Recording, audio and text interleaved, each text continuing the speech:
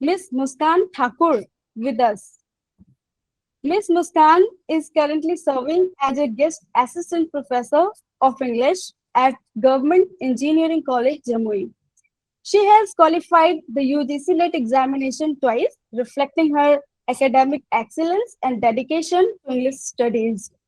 She holds a master's degree in English from BHU and a postgraduate diploma in translation from IGNU.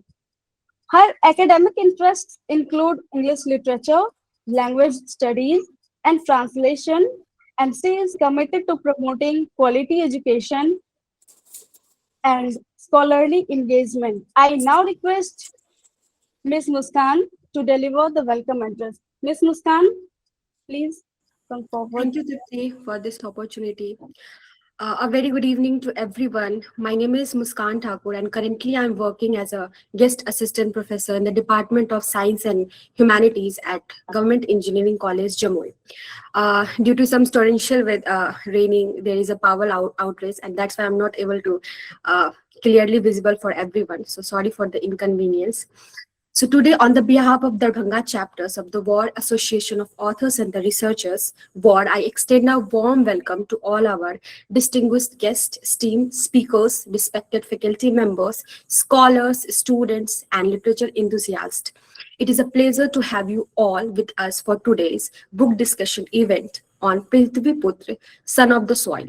We hope this gathering will inspiring, meaningful conversation, fresh perspective, and a deeper appreciation of literature. Thank you all for joining us. Now I'm going to welcome all our dignitaries who present here. First of all, I would like to warmly welcome our respected chairperson, Professor Dr. Punita Jha, Head and Dean, Department of English, LNMU Darbhanga. Ma'am, inspiring leadership and unwavering commitment to academic excellence continue to guide scholars and researchers. We are really truly grateful for your esteemed presence today, ma'am. Welcome, ma'am. Secondly, I would like to welcome our chief guest, Mr. Atul K. Thakur, an acclaimed author and a columnist. Your insightful writing and valuable contributions to literature and public discourse inspire readers across the country. We are delighted to have you with us, sir. A heartfelt welcome, sir. Next, with immense pleasure, I welcome our chief speaker, Dr. Lalit Kumar, Assistant Professor, Department of English, DDU College, DU, a distinguished author and a translator.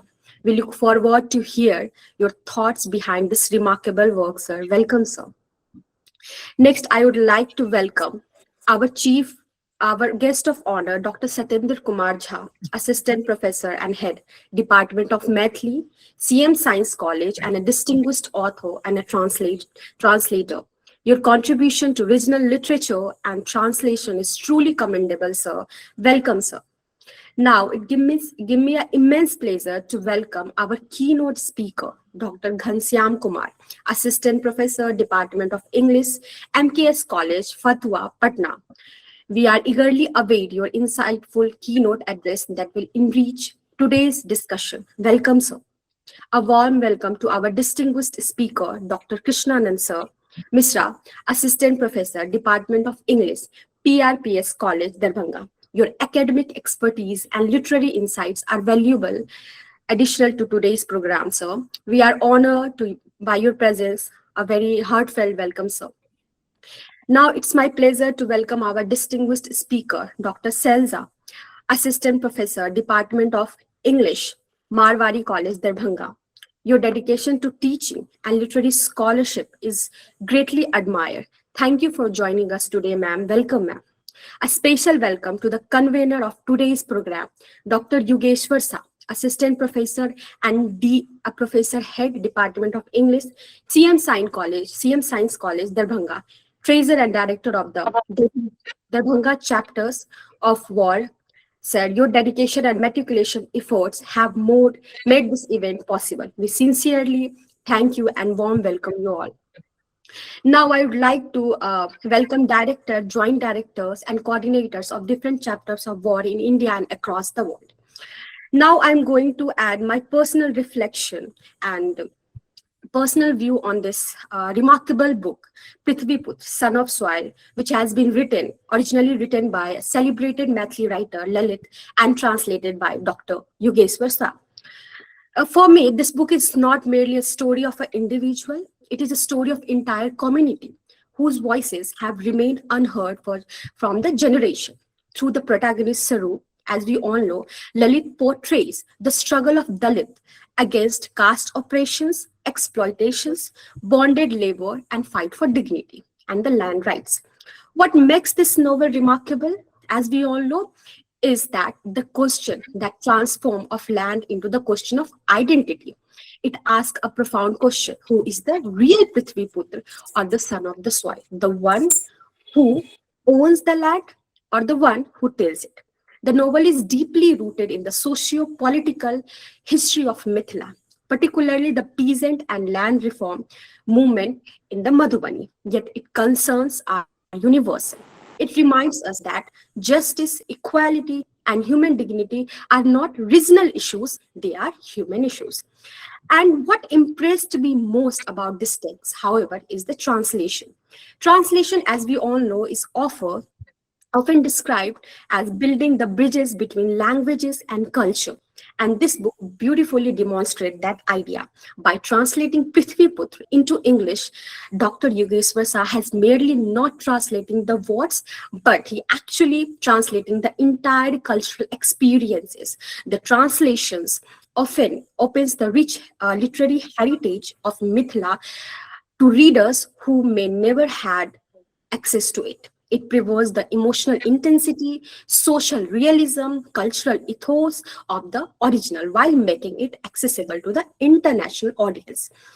As the introduction of this book has been written, beautifully reminds us that we take cognizance of the world through translation. This translation ensured that Lalit's voice, and through him, the voices of marginalized communities are no longer confined to the one language, but become a part of global literary conversation. Finally, I believe Prithvi Putra, son of the soil, deserves to be not only read as a Dalit novel or as a regional novel, but as an important work of Indian literature that speaks about justice, resistance, and humanities. It proves that the literature has the power not only to reflect society, but also to changes. Thank you, everyone, for this patience listening. Thank you. Thank you, Ms. Muskan, for your warm and gracious welcome. Moving ahead, it's my pleasure to introduce our distinguished speaker, Dr. Shailja. Dr. Shailja is an assistant professor in the Department of English at Marwari College, Lalit Narayan Mithila University, Darbhanga.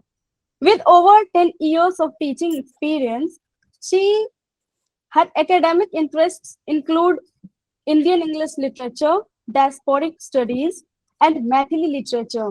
She has presented and published research papers at several national seminars and conferences, and has also contributed to the development of NCERT textbooks and curriculum materials. Her deep engagement with Maithili literature makes her insights especially valuable for today's discussion on Prithviputra, Son of the Soil.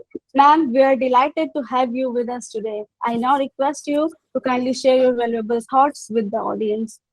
Dr. Shailja, ma'am. Thank you so much, dear Tripti. Good evening and warm regards to the chairperson of this book discussion event, Professor Dr. Punita Jha ma'am, Head and Dean, Humanities, University Department of English, LNMU Darbhanga, who is also my mentor since my UG and PG days. To the chief guest, Mr. Atul K. Thakur sir. To the chief speaker, Dr. Lalit Kumar sir. To the guest of honor, Dr. Satyendra Kumar Jha sir. To the keynote speaker, Dr. Ghanshyam Kumar sir. To my co-speaker, Dr. Krishna Nand Mishra ji.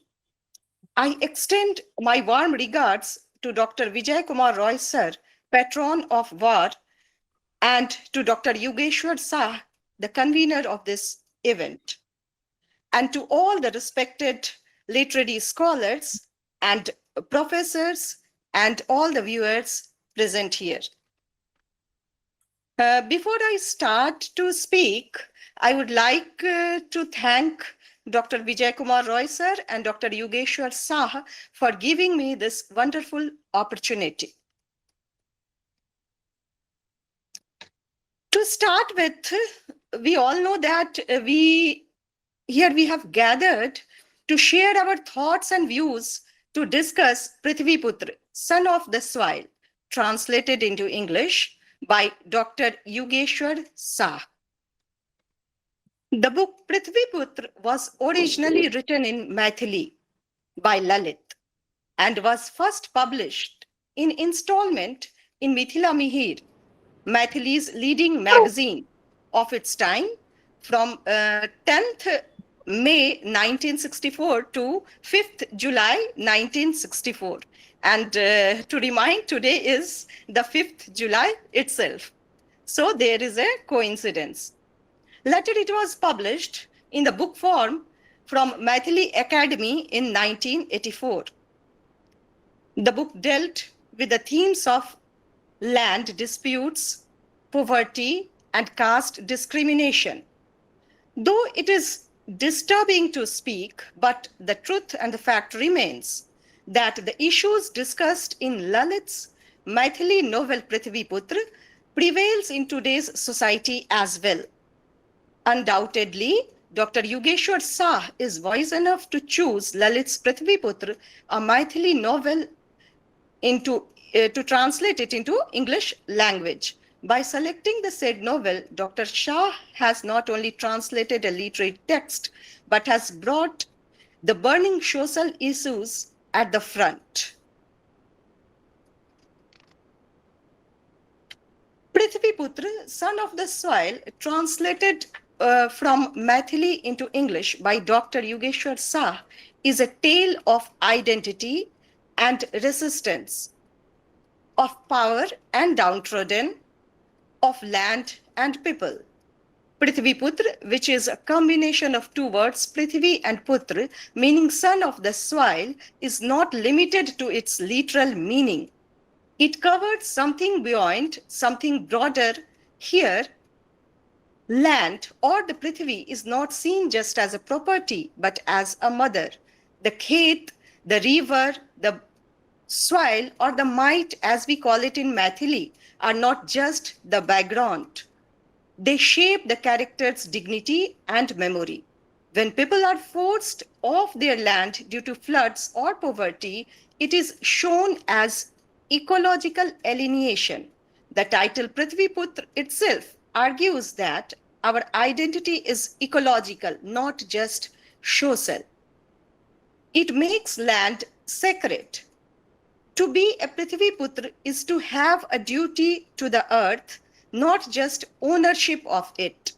And this has been seen through the hard work and dedication of the farmers towards their land. I quote a few lines from the book. It is from the chapter 1, page number 44.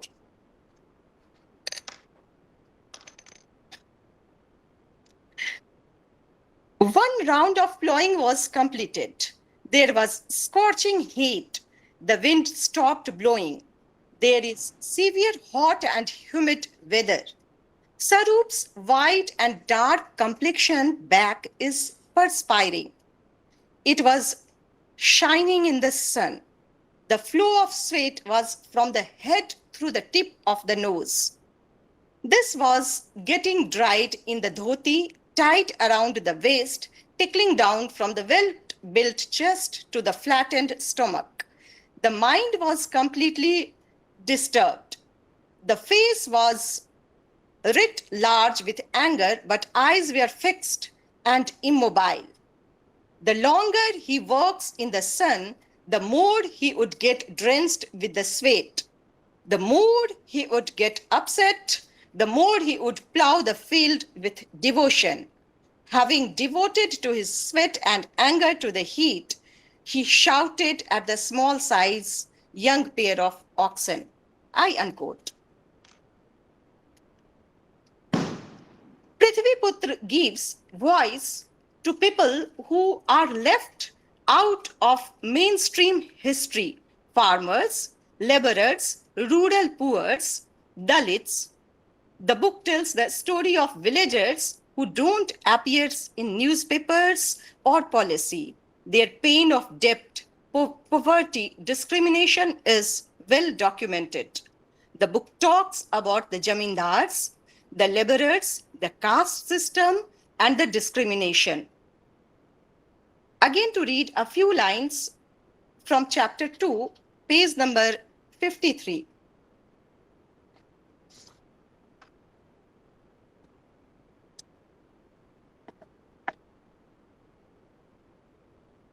This hamlet was under the zamindari of Jang Bahadur Babu of Jitpur. This entire hamlet was landless, except Yadav Bandhu. Dusad and Mushahar were the laborers of jamindars. When the land used to be divided among landlords, then laborers too were divided.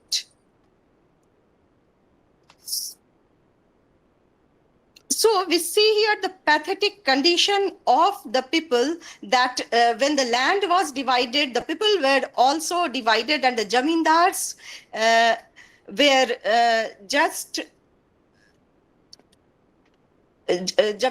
were just taking their, using those people as the laborers. By keeping the village life central, the book refused to let elite voices speak for them. This is literature which makes the invisible visible.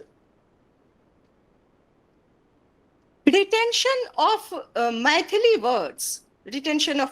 words like pahar, ardra, bigha, kattha, dhoti, bhauji, nanaid, dior, Sasur, Dalan, Lathait, Chumon, Sinuria, Gamcha, etc. in the translated English text shows that Dr. Sah ensures that marginalized voice reaches a wider audience without losing the native flavor. Like Godan by Premchand or Juthan by Om Prakash Valmiki, Prithviputra documents the oppressed, asserts the identity, and preserves culture. Prithviputra is not just a story.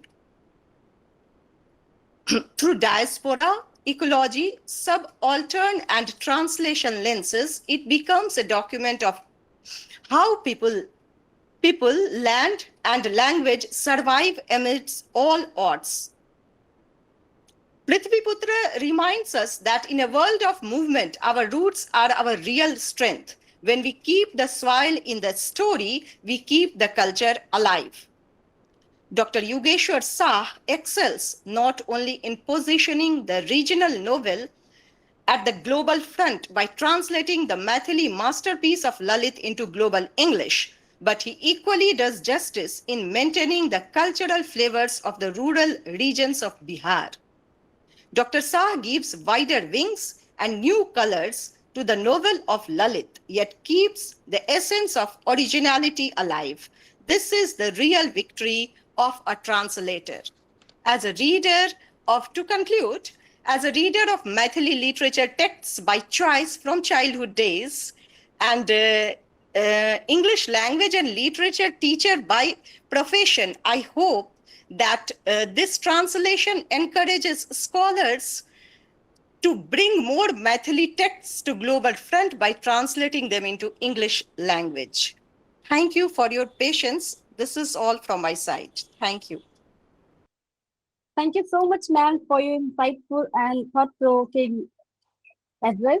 Your insightful reflections and scholarly perspectives have beautifully set the tone for today's discussion. Moving ahead, it's now my pleasure to introduce our distinguished speaker, Dr. Krishna and Mishra. Dr. Mishra is an assistant professor in the Department of English at PRPS College, Baigani, Darbhanga. He completed his graduation from PN College, Darbhanga, and earned his higher education from Banaras Hindu University, Varanasi. Before joining academia, he served as a Hindi officer and translator at Indian Oil Corporation Limited, Hyderabad, bringing together valuable experience in both language and education. So we are delighted to have you with us today. I now request you to kindly share your valuable insights with the audience. Dr. Krishna, sir. Thank you, Tripti. Good evening, everyone present here. It's really a great honor to share, virtual dais with my intellectual hero, Atul Bhaiya, and I have heard a lot about Lalit sir also, and my guru, Guruine or whatever we say, that my teacher Punita ma'am is also there. So first of all, I express my heartfelt gratitude and thanks to WAAR Darbhanga chapter for giving me this opportunity. As I have said earlier, that we are all tributaries, and here all the distinguished speakers, they are the oceans, and it is very tough to speak before them. However, I will try to express my views, what I have, I will try to focus on the the translation part, okay, the theoretical part, and how it is going to help students. So I will try to keep myself bilingual.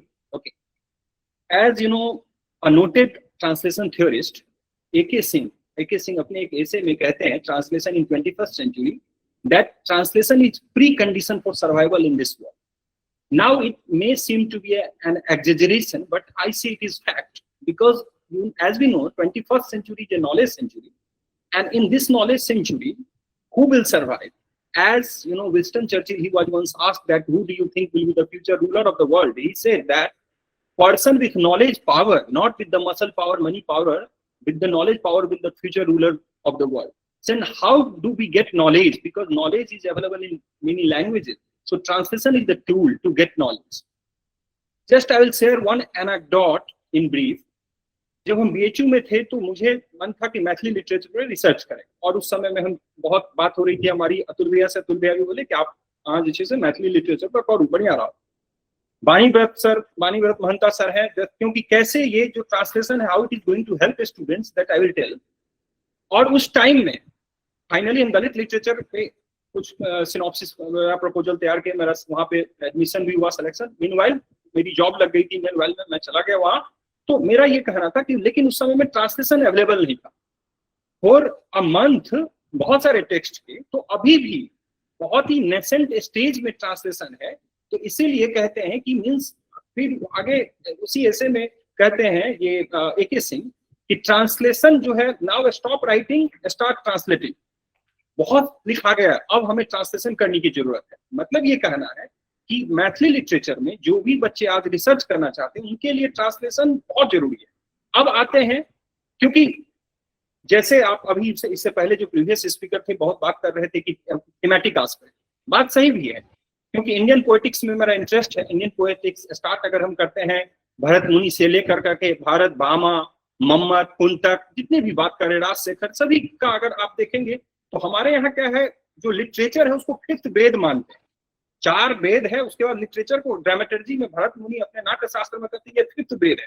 तो उस समय में नाटक के लिए कहे, लेकिन ये एप्लीकेबल होता है सारे लिटरेचर पे, ये फिफ्थ वेद है। क्योंकि हमेशा लिटरेचर जो है एक समाज के, सोसाइटी के प्रॉब्लम्स को और कुछ ना कुछ सॉल्यूशन दिखाता है, और ये जो पृथ्वी पुत्र है उसी कॉन्टेक्स्ट में आता है। और कहा जाता है कि जगत सर्वम अनुवादेन भासते, as in welcome address Muskan said that we take cognizance of the world through translation. ठीक है, हम लोग जो भी है, क्योंकि GN भी कहते हैं ना कि Indians have got translating consistence. हम लोग बाय डिफॉल्ट, क्योंकि कोड स्विचिंग, कोड शिफ्टिंग ये होता रहता है, बाय डिफॉल्ट हमारा ट्रांसलेशन में ही हम लोग पले बढ़े। तो ये ट्रांसलेशन इस हिसाब से भी मुझे लग रहा है। अब मुझे जो लग रहा है कुछ पर्सपेक्टिव जो इसमें रखने की आवश्यकता है, क्योंकि जो थीमेटिक एस्पेक्ट ऑलरेडी डिस्कस हो चुका है, जो बच्चे रिसर्च आगे करना चाह रहे हैं उनके लिए क्या, कैसे this book is going to be this translation, sorry. तो कैसे ये हेल्पफुल होगा उसमें, तो पहले तो एक आप इसमें पर्सपेक्टिव, फेमिनिस्ट पर्सपेक्टिव से इसको अप्रोच कर सकते हैं टेक्स्ट को। Dalit literature, subaltern literature, post colonial literature आप ये कर सकते हैं। Cultural study, identity politics, sociological studies है। फिर आप कंपैरेटिव स्टडी भी बहुत बढ़िया एक फील्ड जो है इस ट्रांसलेशन से आपको, फिर ट्रांसलेशन स्टडीज में भी एक बहुत बड़ा एक कंट्रीब्यूशन है। और there could be thousands of other perspectives what I think ये एक्सप्लोर कर सकते हैं बच्चे, पढ़ सकते हैं। सो मेरा एक स्ट्रॉन्ग रिकमेंडेशन होगा, ये नहीं कि मुझे बोलना है इसलिए क्योंकि बहुत सारे लोग हो सकता है जो पृथ्वीपुत्र ओरिजिनल मैथिली नहीं पढ़े होंगे, तो ये भी है कि हम अपने कल्चर को भी through translation we can know our own culture, okay, our own history we can know through translation. So translation एक टाइम था जब कहा जाता था कि ट्रांसलेशन जो क्रिएटिव राइटर नहीं बने वो बन गए क्रिटिक, और जो क्रिटिक नहीं बने ट्रांसलेटर बन गए। लेकिन अब ऐसा बात नहीं है। अब क्या है कि translation is considered as a kind of prophetic activity, okay. Translator is a co-creator, translator is a creative genius, okay. He is not simply एक कह सकते हैं कि एक, हाँ, लेकिन उसका भी एक बैकग्राउंड है। बैकग्राउंड ये जो है, क्योंकि ये वेस्टर्न कॉन्सेप्ट है, इस डिटेल में हम नहीं जाएंगे, क्योंकि जो इंडियन कॉन्सेप्ट है उसमें अनुवाद का दूसरा मीनिंग है, और जो वेस्टर्न कॉन्सेप्ट ट्रांसलेशन है उसमें हायरार्किकल रिलेशंस है, ओके। उसमें ट्रांसलेटर को हमेशा एक जो है सबसर्विएंट और सेकेंडरी एक दर्जा दिया गया है, बट इन इंडियन ट्रेडिशन ऐसी बात नहीं है। एक अलग फिलोसफिकल डिबेट है, उसमें अभी मुझे, क्योंकि टाइम लिमिट है, मुझे 10 मिनट बोला गया है बोलने के लिए, तो उतना डिटेल में तो जाना अभी पॉसिबल नहीं है। तो ये इंडियन ट्रेडिशन ये कहता है। उसके बाद ट्रांसलेशन का जो एक स्टेटस रहा, हम बताए कि जो प्रोफेटिक एक्टिविटी है, एक प्री कंडीशन है सर्वाइवल के लिए। फिर एक तरह से हम ये कह सकते हैं कि ये जो डाइजेशन और एसिमिलेशन होता है, क्योंकि बहुत सारा अगर आप हिस्ट्री के में देखेंगे, जैसे फ्रैंकोआ गॉटियर की किताब है एक history India, the history of India as it has happened not as it has been written. There are lots of other books, theft of India है, ठीक है। तो वो उसमें जो हिस्ट्री बुक में है कि आप जो अभी तक हमारा नॉलेज ट्रेडिशन रहा है, how it has been appropriated, तो उसको पढ़ने के लिए हमें लग रहा है ट्रांसलेशन इज द की। क्योंकि टू और इंटेलेक्चुअल डीकोलोनाइजेशन की हम बात करते हैं, इंटेलेक्चुअल स्वराज की बात करते हैं। अगर हम चाहते हैं कि अपना जो स्व होता है, हर एक समाज का स्व होता है, हर एक व्यक्ति का स्व होता है। जो मैथिली समाज है हमारा जो मैथिली समाज, उसका भी एक स्व है। एक स्व मतलब क्या है? इसका एक डिस्टिंक्टिव जो आइडेंटिटी है, क्या है मैथिली। तो उसके लिए हमें जरूरी है कि वी नीड टू ट्रांसलेट, क्योंकि ट्रांसलेशन से, और दूसरी बात एक और हम एक यहाँ पे रखना चाहते हैं कि there are certain myths in translation. First myth is loss in translation. There is no loss in translation. It is always gain for both the culture. Again, myth of source text and target text. It is also a myth. Okay, because हो सकता है कि मेरे लिए जो English translation है done by Dr. Yugeshwar Sah, it is a source text. Okay, so there could be preceding text, succeeding text, but it is not a source text or target text. So this is also a myth. Untranslatability is a myth. There is no terms which cannot be translated. There are हो सकता है कि वो translator का कुछ अपना limitation है, he is not able to render equivalent, okay, but it's not the terms are untranslated. अभी ऐसे शैलजा मैम बात कर रही थी, बहुत सारे अच्छा लगा मुझे। अभी शाम में ही युगेश्वर सर से बात हो रही थी हमारी। बहुत सारा जो मैथिली का डिस्टिंक्टिव वर्ड्स इन्होंने रखा है, at the and he has given the footnotes. जैसे एक टर्म है भौजी, तो भौजी को सिस्टर इन लॉ कहेंगे, तो जो मैथिली फ्लेवर और एक जो उसमें है जो मीनिंग है वो नहीं आता है। ननद है ना, अरदारा, बहुत सारे ऐसे टर्म्स हैं जो इसमें जो रखा गया है। तो ये बता रहा है कि ये भी एक है, it is a kind of assertion of identity. ये दिस इज कह सकते हैं एक टूल है टू कीप दैट कह सकते हैं उसको, जो अपना जो लैंग्वेज है जो जिसको व्हिच आर अनट्रांसलेटेबल्स, कह सकते अनट्रांसलेटेबल मतलब जो एग्जैक्ट उसका इक्विवेलेंट है, अनट्रांसलेटेबल तो नहीं है। तो ये चीजें हैं। दूसरा, then how it is helpful translation will definitely, it helps in democratization of knowledge. It is also essential for world peace. It is essential for social harmony. क्योंकि हो सकता है कि जो प्रॉब्लम्स हो रहा है इस बुक में जो दिखाया गया है दलित के साथ, अदर जो डिसएडवांटेज सोसाइटी है, section society, marginalise section, so how to marginalize the how to mainstream the marginalized. So this translation is the only tool, okay, to know their problems. हो सकता है कि आज जो बहुत सारे ऐसे यहाँ पे लिसनर बैठे होंगे जो कि मैथिली नहीं जानते हैं, उनके लिए क्या है, how they will come to know about the Maithili culture. Translation is the only tool. So what I want to convey is that for students and researchers, that you can definitely, you must read this book, or not only this book, other translated texts also which are there available, and then you will get the kind of idea that how to translate the other books also. Then I was talking about that digestion or assimilation, that it also prevents this translation, digestion and assimilation, because there is a danger, हमेशा danger रहता है कि means दी जो predator civilisation होता है, जो dominant civilisation होता है, that may digest the less dominant civilization. तो translation is the tool to counter that. Excuse me. Okay, I thought there is okay. So ये एक पार्ट है.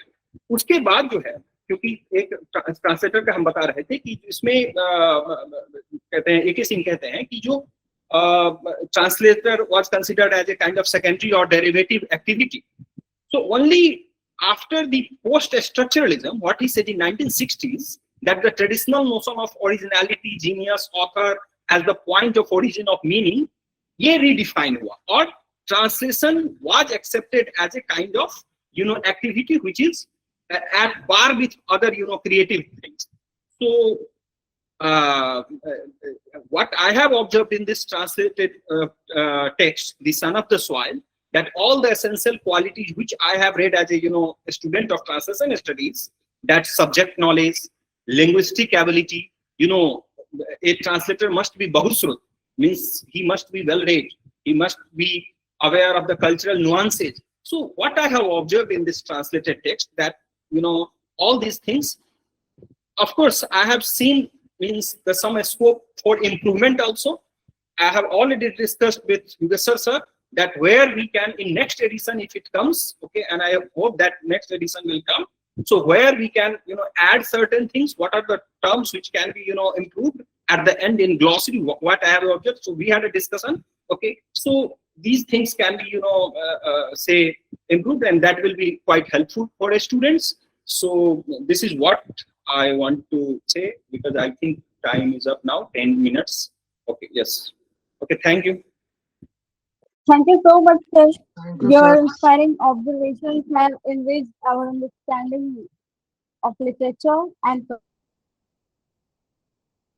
moving further, it's my privilege to introduce our chief guest, Mr. Atul Thakur.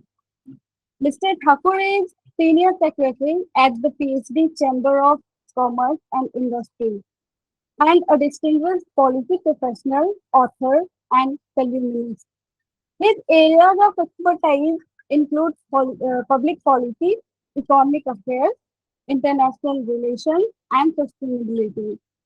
An alumnus of Banaras Hindu University and Pondicherry University, he has worked across public policy, journalism, and media. He is the author of 4 books, including the acclaimed Kathmandu Chronicle, Reclaiming in and is widely recognized for his insightful writing on economic and foreign policy. So we are truly honored to have you with us today. I now request you to kindly share your valuable insights with the audience. Thank you, Tripti ji, and thank you, Muskan ji, and previous speakers, Dr. Shailja ji, and my dear brother, Krishna, who said the real tone of this book discussion. I will be not very formal in saying a few things, because few people have already covered the ground in great detail. And I admit that Dr. Yugeshwar, another brother, very dear brother, who has done a commendable job by bringing this book into English. And I've had a privilege of reading it in the manuscript. Oftentimes, I keep getting this privilege in my another avatar as a literary consultant also. And since it was translated by a fellow Matthew, it drew, very close attention, drew very close personal attention. And I found that refreshing, urge, and very strong urge towards bringing something which has been hidden. It's been a treasure trove, no doubt. Prithviputra, the great book, the great novel written by Lalit, has been a sort of treasure trove, but unfortunately, it was not into the limelight. Actually, I am not going to say that it will get the limelight which it deserves just through this work of English translation, but to an extent, it is going to help people, and especially those who can't read it in Mathli. Those people will be really benefited if they are getting the copies and reading the book. So first of all, congratulations, Yugeshwar Sah, many congratulations. You did it, and also for hosting today's discussion, because I can see that still, some star speakers are here, and they all are well prepared to judge the book and judge your translation. I found one very interesting and important observation in what Nand has said, that translation should be given more and more focus rather writing. I mean, something which comes through your own mind. Because I'm not going to dissuade that those who can do some fresh writing should not do the writing. But at the same time, the onus is on us to also dig out the classics and also make them available to the rest of the world. And that is in search of, that is in pursuit of the greater common good. And the greater common good arises and gets achieved when we make any knowledge repository democratic. And our land, I mean, Mithila, has been known for that reason, especially the part from where I belong, or Lalit ji belong, the writer. He hailed from a village called Chandpur, a very important village in Beripati. And my village is just 3 or 4 kilometers away from there. So in 2010, I first had a brush with his writing, and it was impossible, I mean, to get anything written by him. So accidentally, I read Prithviputra in few installments. I got a copies of Mithila here somewhere. I was visiting to one of my relatives' places. And then after some time, I got a copy in Mathli also, and I wrote a long piece, I remember, in 2010. And Yugeshwar Sah has given the references of that essay. That was published in one of the newspapers in Nepal, possibly Himalayan Times, if I'm not wrong. And I must tell you that time I lamented what kind of institutional, vacuum all these great works suffered. No institutional backup has made most of our great literature elusive, often misjudged, and often, I mean, politicized, and not getting the due which they deserve. One strange composition which I noticed among our reviewers is judging anything on the basis of whether the book is provincial or not. You will be surprised, and I'm sure many of you must be knowing about the status of Melaj. When the Melaj was first released, it was called provincial literature. I'm not going to name the person who did it. And that was one of the blunders made. Because Melaj, see, the context was set in provinces, that's okay, it was Positivism. But the book is keeping a wide horizon, and on that two different contexts emerge. On that, the discussion can happen endlessly. Similarly, for Prithviputra. In my essay, I remember I said that the book has some resemblance and some style of writing from Gedi Mopansa and Anton Chekhov. But now, if I will see it in the context of subaltern study, then I also have to remember Franz Fanon's book, The Receipt of the. I'm not saying that the book is drawing anything from there, but the anxiety, the right consciousness, and an urge to end the transition. I have found a striking similarity between these two books. And then if we will recall some of the theories like Anthony Gramsci's cultural hegemony and Gayatri Chakraborty Spivak's subaltern consciousness or subaltern theories.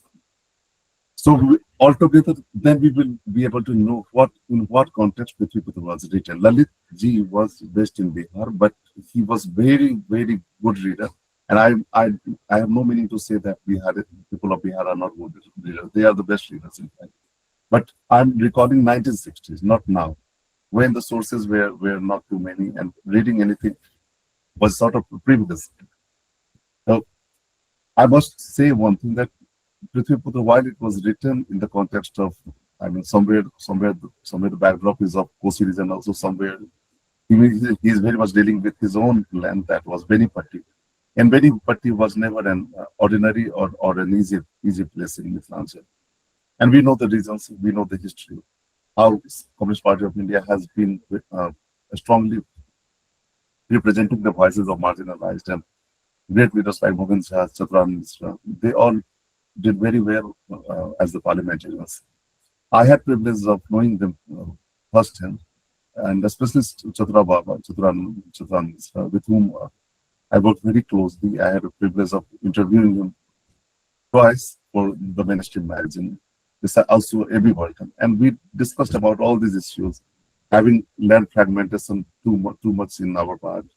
Then class resistance, naturally, it had to be there because the subjugation, the exploitation were on the peak. No one can deny the fact. Cultural angle was there. Ecological angle was there. Someone was saying that the protagonist did his best when he was sweated. He was working beyond the human, permissible level a human can work.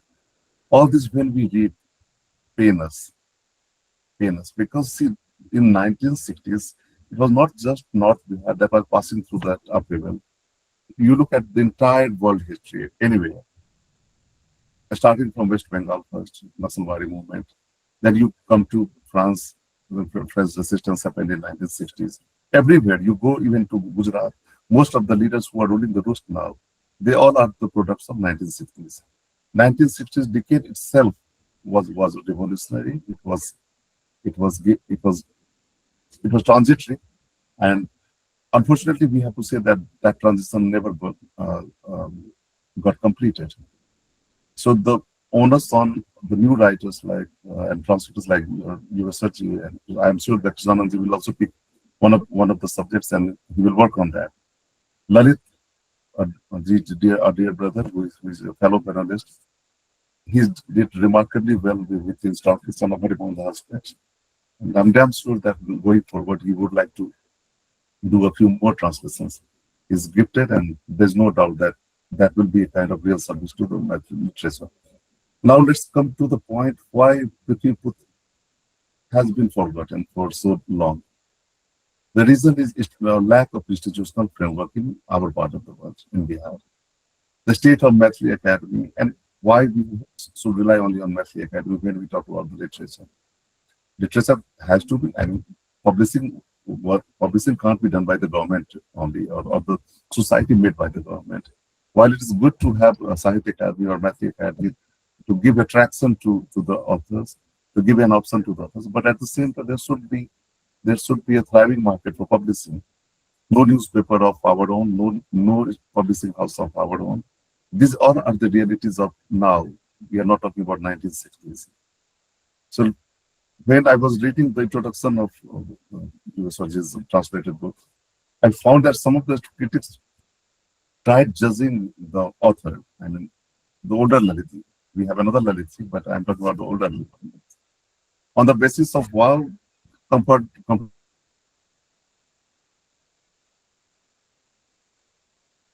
1960s, in what context the book was written. A fragmented society, fragmented economy, fragmented socio-cultural fabric, and ecologically two harsh conditions Mithranchal faced, Mithranchal and Kosi regions faced. And when I'm saying these two regions, I'm not letting go other regions also. Geography is nearby. So in that context, we need to look at it. And also we should read the other great writers of that time, like Harimohan Jha, Vednath Mishra, Nagarjun, Rajkamal Chaudhary. Lalit also translated Rajkamal Chaudhary's one of the stories, Kulpadas Wali, one of the seminal works done by Rajkamal. Rajkamal Chaudhary was married in his village, so both were closely connected at personal level too. And all were highly educated. The best thing in our first generation writers were they all were highly calibered, I mean, they were built with high intellectual capacity. Now it is time and that we should give a momentum to the Maithili literature, not just in the language of Maithili, but bring it on the world platform And that will my own confession is that most of the classics I read in Hindi, and before I turned up 15, I have been a good reader. I have no doubt about it. When I say good reader, means I have been an engaged reader. And all the Bengali literature I read when in early 90s, and most of them were in Hindi. Even many of the English books also. And of course, those days we used to read a lot from the books published by Soviet Russia, etc. Because the books were cheap and accessible. Or I will try. I have been trying to emphasize on one part, that is democratization of knowledge. And in that respect, people were choiceless earlier. Now it is time you can just Google any book, and there is absolutely no copyright issue with the books written by the deceased writers, or the books which are very old. You will simply in one search can get hundreds of books for free. Until few, but the problem is filtration. Nobody has so much time now to read all this. So we have to be selective. At the same time, we also have to be mindful in what we are choosing, what we are letting go. And with massive literature should get a new boost from all of us. I'm very glad to see the developments being done by WAAR, such a good literary community being operated from Darbhanga. I had a kind of disappointment when I used to see that Darbhanga is no longer the place which it used to be. But now the situation is changing for good. Now I can see so many good activities are happening there. And when academic brilliance or academic excellence is concerned, it should not be limited just to the classrooms. And programs like this give us the real hope. I'm congratulating Yugeshwar Sah once again, and with saying that he just not translated a great work. He has given a new, he has brought a new culture among the newcomers. And in the coming times, people like Lalit ji, who is doing a great job he's a bilingual scholar, in fact. And Yugeshwar ji has joined. I'm sure that Krishna ji too is going to do something in translation, etc. And I'm always there to see the work, get it published. That these all of things will be done. The question is about survival, and that should not be forgotten, because if we will just keep our treasures hidden, the world will not realize our true greatness, our true potential. And literature is a living thing. It should not be just seen only seen in the past. Now it is the onus is on us to bring the best out of our literary culture and make it a thriving thing, not just to look back again and again, but do translation to look ahead also. On this note, I will stop here, and with best wishes to all of you. Thank you. I will listen to all of you. Thanks. Thank you so much, sir. Your thoughtful interpretation has illuminated several important literary and cultural dimensions of the novel. Thank you. We are deeply grateful for your inspiring words. Moving ahead, it's now my privilege to introduce our guest of honor, Dr. Satyendra Kumar Jha. Dr. Jha is Senior Assistant Professor and Head of the Department of Maithili at CM Science College, Darbhanga. A respected academician, writer, and translator, he has made significant contributions to Maithili literature through his creative writing, translations, and research. He has authored and translated several books, edited important literary works, and published numerous research papers and articles in reputed journals and magazines. So we are honored to have you with us today. I now request you to kindly address the gathering. Dr. Satyendra Kumar Jha, sir. धन्यवाद। So your mic is off. Yes. धन्यवाद। सबसे पहले हम अपन आदर व्यक्त करै छी परमादरणीय professor पुनीता झा मैमक प्रति, जे अध्यक्ष छथिन विश्वविद्यालय अंग्रेजी विभाग ललित नारायण मिथिला विश्वविद्यालय दरभंगा, संगे संकाध्यक्ष मानविकी के ललित नारायण मिथिला विश्वविद्यालय में छथिन। ओकर बाद हम परमादरणीय मुख्य अतिथि डॉक्टर अतुल कुमार ठाकुर जी लेखक छथि, उनका प्रति प्रणाम निवेदित करें। मुख्य वक्ता डॉक्टर ललित कुमार जे सहायक प्राध्यापक अंग्रेजी विभाग के छथिन दिल्ली विश्वविद्यालय में। तहिना की note speaker doctor Ghanshyam Kumar, विशिष्ट वक्ता परम आदरणीय डॉक्टर कृष्णानंद मिश्र, विशिष्ट वक्ता डॉक्टर शैलजा अंग्रेजी विभाग मारवाड़ी कॉलेज दरभंगा। आ एहि पोथी के जे पृथ्वी पुत्र के अनुवाद भेल है, पृथ्वी पुत्र सन ऑफ सॉइल, ओकर अनुवादक संजय सहायक प्राध्यापक अंग्रेजी विभाग CM science college Darbhanga doctor Yugeshwar Shah के प्रति आदर व्यक्त करैत हम एहि संदर्भ में किछु कहऽ चाहब। साहित्य अकादमी से 2टा पुस्तक के अनुवाद करबाक हमरा जखन अवसर भेटल, निर्मल वर्मा के कौवे और काला पानी और कुंदन कपाड़िया के सत पगला आकाश में गुजराती उपन्यास के, तखन हम एकटा अनुवादक के जे पीड़ा छै ओ अनुवादक के पीड़ा से हम रूबरू भेलहुँ, ओहिसँ प्रत्यक्ष हमरा भेल। हम बुझि सकै छी कि सन ऑफ सॉइल जखन पृथ्वी पुत्र सन ऑफ सॉइल के प्रति हमरा लग भेटल तऽ युगेश्वर सर कोन तरह के पीड़ा से एहिमे यात्रा केने हेता से हम बुझि सकै छी। सबसे मुख्य चीज छै जे पोथी सबसे बेसी पढ़ल जाइ छै ओकर अनुवाद में सबसे बेसी खतरा रहै छै, किया तो ओहि मूल भाषा में सब आदमी पढ़ने रहे छै, ओकर अनुवाद केनाइ बहुत कठिन काज छै। जे मान लिअ नेपथ्य में छै, जे किताब बेसी नहीं पढ़ल गेलैए, ओ किताब के अगर अनुवाद में कनी इम्हरो हमरो भऽ जाइ छै तो ओ चूंकि ओते मूल भाषा में नहीं पढ़ल रहै छै तऽ अंग्रेजी या हिंदी में ओकर अनुवाद करबै मैथिली से तो बहुत आदमी मूल चीज के नहीं बुझतै। ओना जे अनुवाद के एकटा सिद्धांत छै शब्दानुवाद, भावानुवाद, एकर अतिरिक्त एकटा और अनुवाद छै, ओ छै फ्लेवर के अनुवाद। ओहि भाषा के जे अपन माटि के जे सुगंध छै, ओ माटि के जे फ्लेवर छै ओकर अनुवाद, आ ओहि अनुवाद में रहरहा व्यक्ति जे छै ओ चूकि जाइ छै। हम ई अनुदित जे हिनकर पुस्तक छनि युगेश्वर सर के, ओकरा हम आद्योपांत पढ़लहुँ। हम देखलियै कि ओ बहुत मेंटेन केने छथिन ओहि सुगंध के, जे सुगंध ललितक ओरिजिनल पृथ्वी पुत्र में छै। ललित के पृथ्वी पुत्र जे छै 9 अंक में 1964 में अहाँके प्रकाशित भेल रहे मिथिला मिहिर में। तकर बाद 1965 में पहिल बेर पुस्तकाकार भेले, बाद में एकरा मैथिली अकादमी 84 के में शायद ओकरा एडिशन छपल के मैथिली अकादमी अपन, लेकिन पुस्तकाकार 1965 में भेल छै।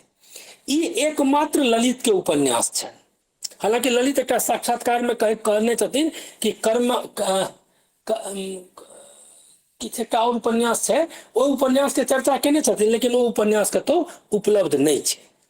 आब एतो जे छै से हमरा मूल एक काज कि युगेश्वर सर के केना केना ओ फेस केने हेतै। तऽ सबसे पहिले छै जे कोनो पुस्तक के जे छै से ओकर लोकप्रियता आ आलोचक के ओहि पुस्तक के प्रति दृष्टि, ई अहाँ के एकटा जे छै से बहुत मुख्य चीज होइ छै कोनो अनुवादक के लेल, जे ओकर लोकप्रियता जते हेतै तते सतर्क रहऽ पड़तै। ओकर आलोचकीय दृष्टि में जेना जेना आलोचना हेतै तो ओ आलोचना के मतलब अगर मान लिया मैथिली में वो आलोचना भेलै तो हिंदियों के में कंटेंट वाइज ओकर आलोचना ओहि रूप में हेबाक चाही। तो ई अहाँ के जे छै से पृथ्वी पुत्र के आलोचना बहुत मैथिली के जे रहथिन आलोचक लोग बहुत तरह से केलखिन। किया तो एकर मूल जे छै, मूल में एहि उपन्यास के 3टा चीज छै। एकटा छै श्रम, एकटा छै सौंदर्य और एकटा छै उदात्त प्रेम। ई 3टा फैक्टर छै ई उपन्यास में। श्रम जैमे किसान आंदोलन आबि गेलैया, श्रम जैमे शोषित वर्गक प्रति जे छै से की संवेदना छै, की ओकर वास्तविक स्थिति छै, ओ एलैया। जमींदारी प्रथा और ओकर उन्मूलन के प्रक्रिया एलैया। शोषित वंचित वर्ग जे छै ओकर संघर्ष के कथा कहलकैया, किसान संघर्ष छै। तऽ ई सब जे छै से अहाँ के ओकर जे छै से ई मेन मुख्य एकर छै। तऽ ई भऽ गेलै श्रम में।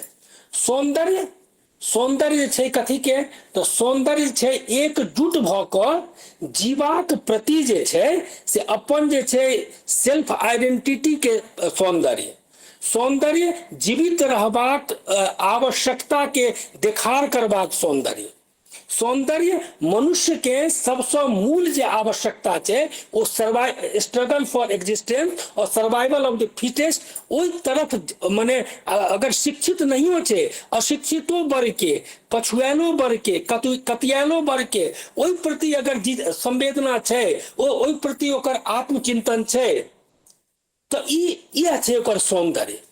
और कल्पू मिसर और बिजली के मध्य जे प्रेम छे वो उदात्त प्रेम छे। तो एहि तीनों के जे छै से सबसे पहिने सर्वाइवल के गप छै। एहिमे एकटा संवाद छै कि जीवित रहब सबसे पहिने आवश्यक छै, तखन लोक लाज नीक बेजाय आदि। हमरा ई पंक्ति जे पढ़लिए तखन हमरा मोन पड़ि गेल हजारी प्रसाद द्विवेदी के बाण भट्ट की आत्मकथा। बाण भट्ट के आत्मकथा में अघोर भैरव जे छे वो बाण भट्ट के कहे छथिन, उसमें संवाद छे कि किसी से डरना नहीं चाहिए, वेद से भी नहीं, गुरु से भी नहीं, मंत्र से भी नहीं। उसमें का संवाद छे जे अघोरी बाण भट्ट के कहे छथिन। हमरा लागल जे ई जे छे ई ललित के जे लोक लाज छे नीक बेजाय छे ओइसे जे मुक्ति जे छे एहि उपन्यास में वो कतौ न कतौ हजारी प्रसाद द्विवेदी के बाण भट्ट की आत्मकथा के जे मूल मंत्र छे वह मूल मंत्र के ई जीवित रहब सबसे पहिने आवश्यक छे संसार में, तखन लोक लाज नीक बेजाय। हमरा लगे कतौ न कतौ ई दुनू के बीच में एकटा साम्य छे, एकटा समानता छे। मार्क्स के जे वर्ग संघर्ष छे और फ्राइड के जे मनोविज्ञान छे ये दुनू के सामंजस्य एहि उपन्यास में भेलैया। एहि उपन्यास में उदात्त प्रेम के संदर्भ में ये देखायल गेलैया कि जकरा समाज अवैध प्रेम के रूप में परिभाषित करे छे ओकरा ललित अपन उपन्यास के अपन लेखनी के चमत्कार से ओकरा वैधता प्रदान करे छथिन। बिजली कल्पू मिसर से विवाह नहीं करे छे लेकिन खुलेआम घोषणा करे छे जे हम कल्पू मिसर संगे हमर संबंध है। ई की नारी स्वाभिमान और नारी स्वाभिमानों से बेसी सेल्फ आइडेंटिटी के बीच ई बीजारोपण ललित अपन उपन्यास में करैत नहीं बुझाई छथिन, देखार होई छथिन कि हम अपना हिसाब से करब। हम ककरो जे छे से माने ओकर छत्र छाया अगर मान लिया बिजली कल्पू मिसर से विवाह कर लेते तो कल्पू मिसर के छत्र छाया जे उस समाज के स्ट्रक्चर रहे उस समय में तो कल्पू मिसर के छत्र छाया में ओकरा जीवन व्यतीत करऽ पड़ते जेना हीरालाल के संगे ओकरा करऽ पड़ रहलै है। तो हमरा लगे कल्पू मिसर से एकरा बिजली के प्रेम संबंध और बिजली के ई घोषणा कर बिजली के क्यों कहितो छे जे बियाह के सगाई किया नहीं कले छे क्योंकि नहीं करबे सगाई। तो ई जे सेल्फ आइडेंटिटी छे ई अहाँ के नेपथ्य में कतौ न कतौ एकर बीजारोपण करैत ओतऽ प्रतीत होय छे। हालांकि यह सब बिंदु एहन छे जे आलोचना के पात्र बनलै ई उपन्यास। ई उपन्यास के सबसे पहिने आलोचना रमानाथे झा केने छथिन।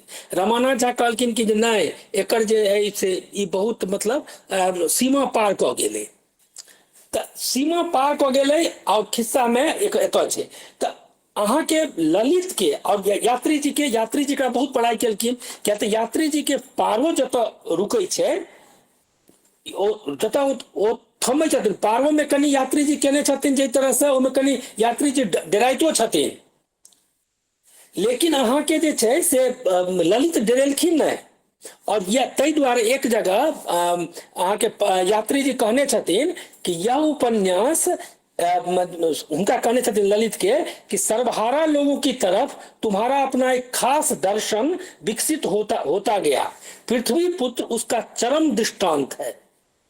तो ई तो सर्वहारा पर के कहल कि ना, लेकिन एक जगह और चर्चा केने छथिन जे कल्पू मिसर और एकर एही में सेल्फ आइडेंटिटी के यात्रियों जे चर्चा करे छथिन ओकरा एप्रिशिएट केलखिन है, जबकि मोहन भारद्वाज आलोचना केलखिन है, रमानाथ झा आलोचना केलखिन है। तो जे किताब के सबसे बहुत बेसी आलोचना हुई है ओकर अनुवाद करे ले जई तरह के आत्मबल चाहिए, जई तरह के जिजीविषा चाहिए, जई तरह के डेडिकेशन चाहिए, वो डेडिकेशन हमरा युगेश्वर सर में देखबा में अबै है। और जै तरह के प्रवाह गतिशीलता छै मूल उपन्यास में वो गतिशीलता हिनकर अनुवादों में मेंटेन रहलै है। चरित्र चित्रण करबाक क्रम में कतौ ओ चरित्र चित्रण के ओरिजिनल जे चरित्र छै तकरा से डेविएट नहीं केलखिन है अनुवाद करे के क्रम में। इहो एकटा एहि उपन्यास के अनुवाद के एकटा विशेषता छै। सुभाष चंद्र यादव अपन एकटा कतौ लिखने छथिन पृथ्वी पुत्र के बारे में कि पृथ्वी पुत्र उपन्यास जे छै से चित्रात्मक बेसी है, ओहिमे पिक्टोरियल रिप्रेजेंटेशन छै बेसी कैरेक्टर के संगे, तो ओकर अनुवाद करे में और बेसी मेहनत के आवश्यकता छै जे ओई माहौल के ओई भाव के और ओई चरित्र के जे एकटा चित्र बनै छै, ओई सिचुएशन के जे एकटा चित्र बनै छै ओकरा अपन उपन्यास में ओना स्थान देव इहो एकटा बहुत महत्वपूर्ण चीज छै। तो ओहो में युगेश्वर सर बहुत बढ़िया ओकर केलखिन है मेंटेन। तो एहि तरह से हमरा लगैया कि ई उपन्यास जे छै से जे तरह के एहि उपन्यास में के आलोचना भेलैया ओ आलोचना कोनो जरूरी नहीं छै कि सब आलोचना सत्य छै, किछु आलोचना पूर्वाग्रही आलोचना होइ छै और मैथिली में कनि बेसिए होइ छै पूर्वाग्रही आलोचना, मुंह देख के मुंगबा परसनाई वाला। तो खैर ओ सब अपन जे छै ने से ओ तो होते रहते, ओ तो भाषा के अपन अपन ई छै। लेकिन अहाँ के जे छै से जै तरह के माने पृथ्वी पुत्र जे मेन छै कि अगर कोनो चीज अनुदित होइ छै तो ओ अनुदित पुस्तक पढ़ला के बाद ओकर मूल पुस्तक जकां ओकर अगर आनंद के प्राप्ति हुए ओ ओकर स्पष्टता ओहने होय तो अनुवादक एकर मतलब सफल छथि और यह सफलता अनुवादक घोषित करबा के लिए पर्याप्त होइ छै। हमरा लगैया कि संपूर्ण उपन्यास ओरिजिनल मैथिली में और ट्रांसलेटेड जे युगेश्वर सर केने छथिन ई दुनू के जखन हम पढ़लहुं हैं तो हमरा लगैया कि युगेश्वर सर एहि में माने 100% सफलता प्राप्त केलथि। बहुत बहुत धन्यवाद। Thank you so much, sir, for your inspiring observations and valuable reflections. Moving ahead, it's now my pleasure to introduce our chief speaker, Dr. Lalit Kumar. Dr. Lalit Kumar is an assistant professor of English at Deen Dayal Upadhyay College, University of Delhi, a distinguished speaker, author, and translator. He is a former fellow at the Prime Minister's Museum and Library, New Delhi. He is the recipient of the Kalinga Literary Festival Book Award and the Valley of Words Award. His writings have appeared in leading national newspapers and magazines, and his translations, edited volumes, and original work have earned him wide recognition in contemporary Indian literature. So we are truly honored to have you with us today. I now request you to kindly share your valuable thoughts with the audience. Dr. Lalit, sir.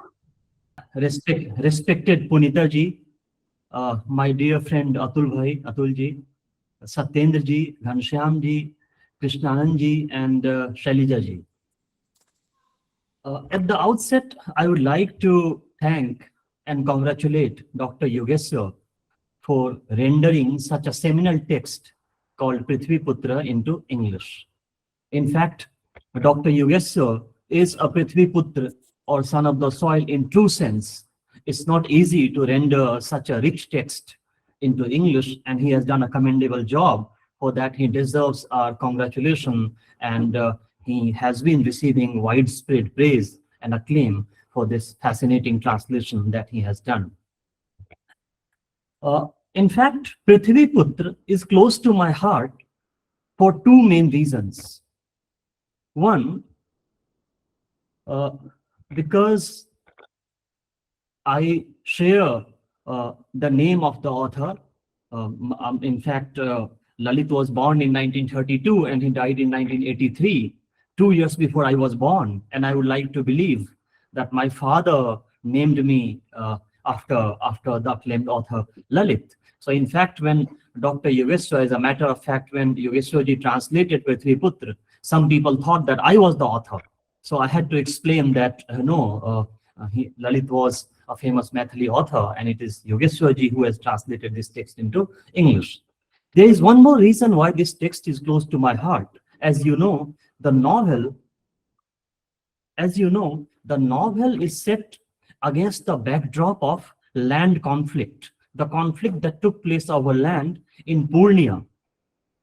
And to my mind, the history of post-independent India is the history of conflict, history of bloodshed over land, especially in Bihar, especially in Purnia.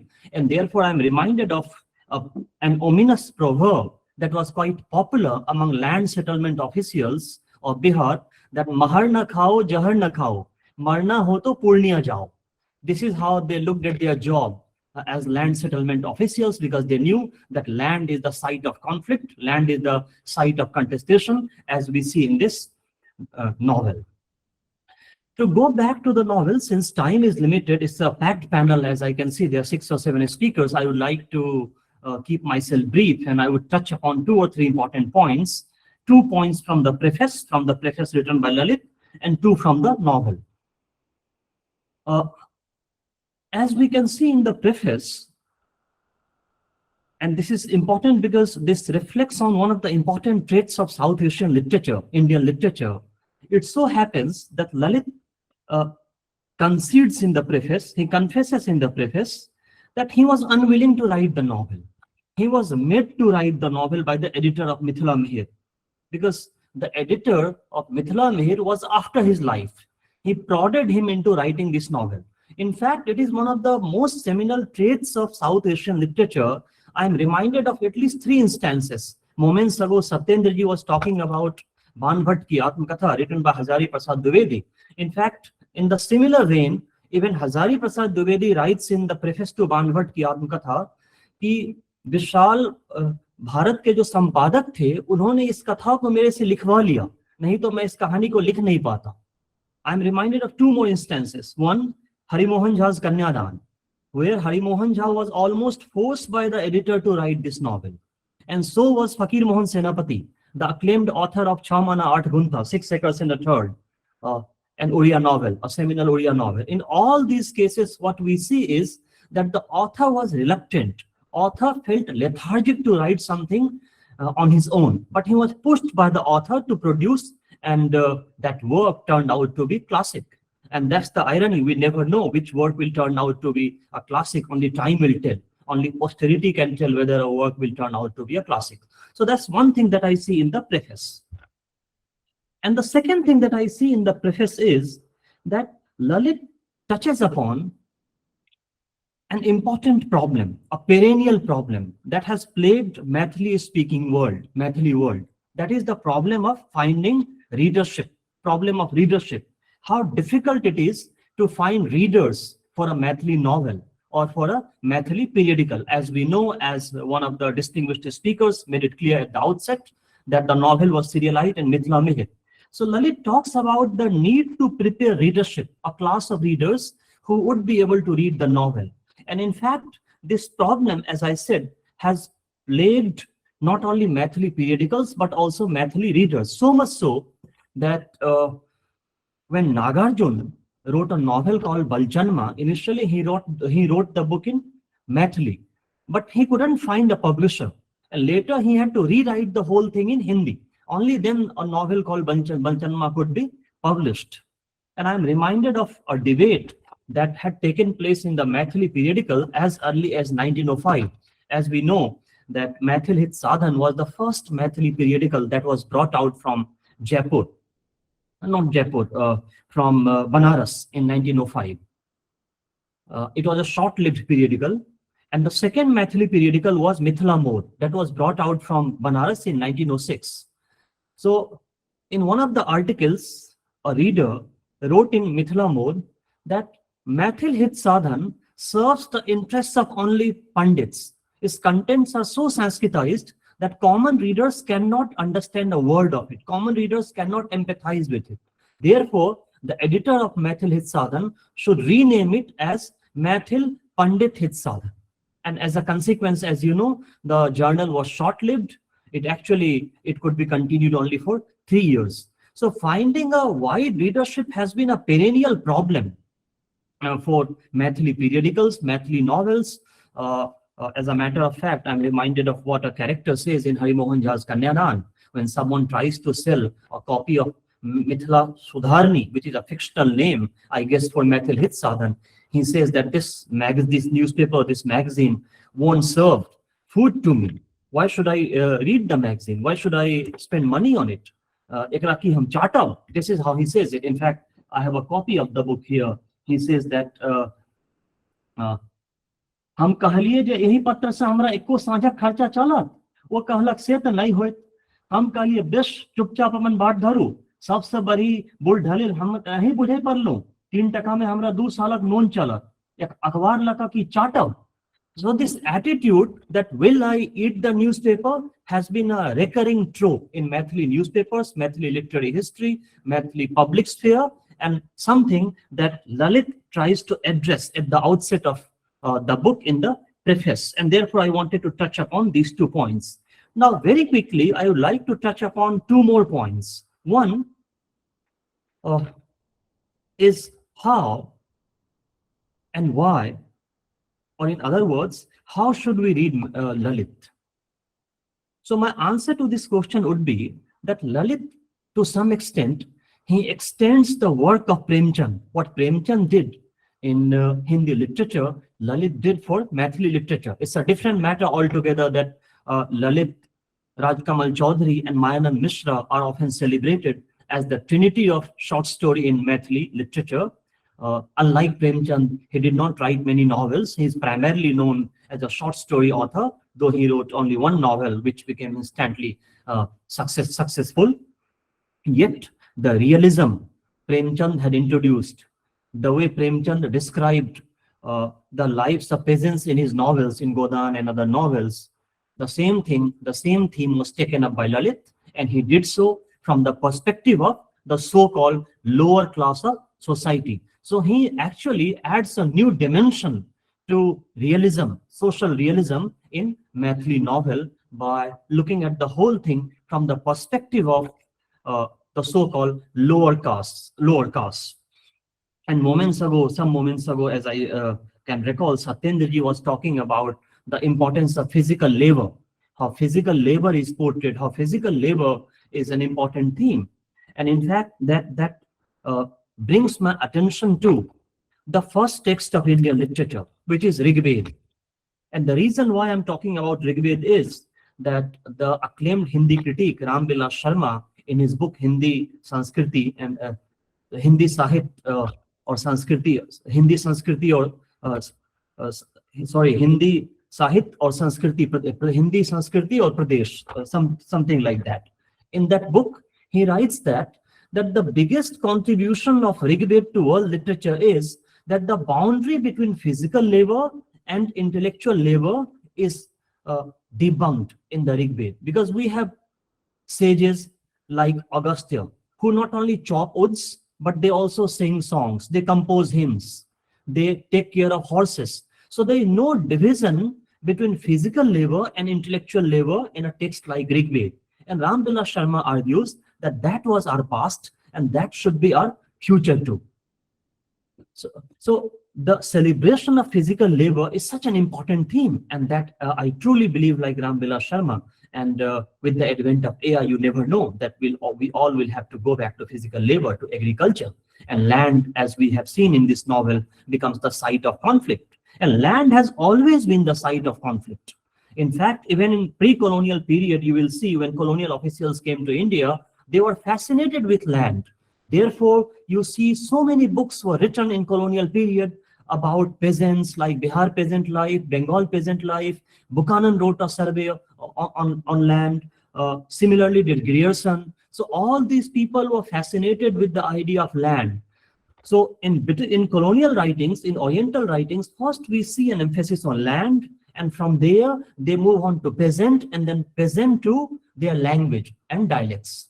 So there's a kind of trajectory that we see there. And as I said today, when I started, that the history of post-independent India becomes the history of bloodshed, history of conflict over land, a theme that predominantly appears in Renu's Maila Anchal.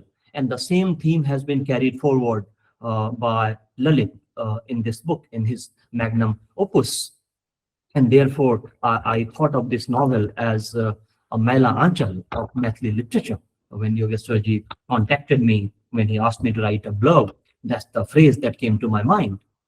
The last thing, before I wrap up, the last thing that I would like to talk about in the context of this novel is a subtext, which has been briefly touched upon in the novel.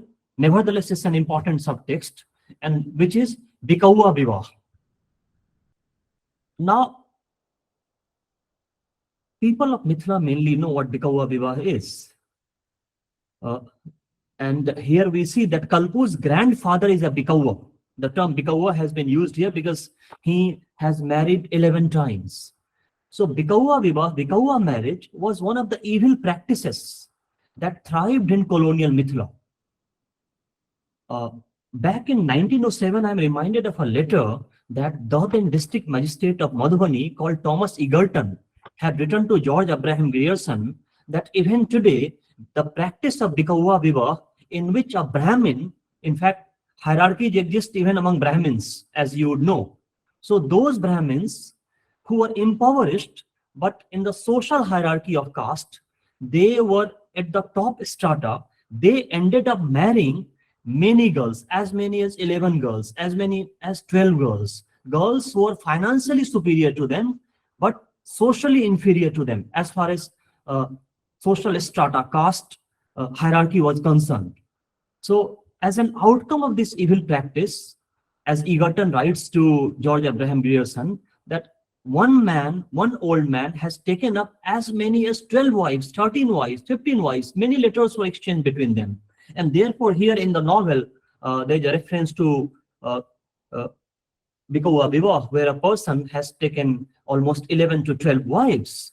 And this is a recurring trope in Nagarjun, in Harimohan Jha, in Lalit, and in many other Maithili authors. All of them actually, through their writings, they led a movement aimed at eradicating this evil practice called Bikaua Vivah. And Darbhanga Maharaj, at some point, he had started a movement against Bikaua Vivah, about which even Raja Ram Mohan Rai has written extensively. That how he praises the Maharaja of Darbhanga for limiting the marriage of a Bikaua man to 3 to 4 wives in the 19th century. Such was the condition. So there are many strands of narratives, many ideas which one can keep on discussing, but time is limited, so I'll stop here. Thank you so much, and I would like to congratulate Yugeshwar ji once again for doing such a commendable job. Thank you so much. Thank you so much, sir, for your thoughtful reflections. Profound insights have truly set the intellectual tone for today's book discussion event. Moving ahead, it's my honor to introduce our keynote speaker, Dr. Ghanshyam Kumar. Dr. Ghanshyam Kumar is an assistant professor in the Department of English at MKS College, Fatuha, Patna. A noted academician, poet, translator, and literary critic, his areas of interest include Indian English literature, Dalit literature, and literary criticism. He has authored and translated several important books, and his poems and research articles have been published in reputed journals and literary magazines. He has also edited a number of literary publications, making significant contributions to contemporary literary scholarship. So we are truly honored to have you with us today. I request you to kindly address the gathering. So, Dr. Ghanshyam, sir. Yeah, thank you. Good evening.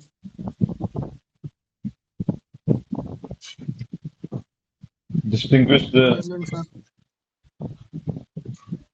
Chairperson, Chief Guests, distinguished speakers. It is my sheer pride to be the part of this very event.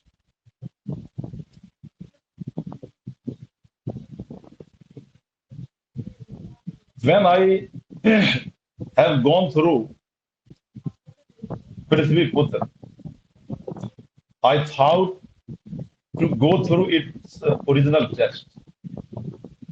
But I don't know Maithili. This very book has given me so much pleasure. I thought that if this translation is so beautiful, how beautiful its original text might. No doubt, Yugeshwar Sah ji has done a very commendable job by translating this very book. While going through this book, I found that this book, the story in this book is not simply about the pathetic condition of the sufferers, the people who are on the mountains. But it is more about it. Suffering makes a man of struggle. Sarup is at the center of this very novel, and he is really a radical figure. Many things about the novel happens to be explained, happens to be kept at a place in the first chapter, and the rest of the chapters are only the expansion of the ideas, as I said.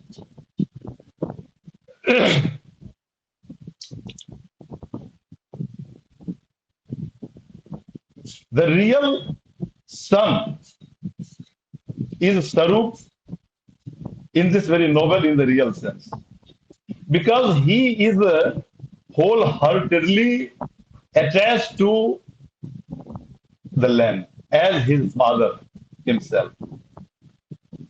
But his land is, his field is at a stake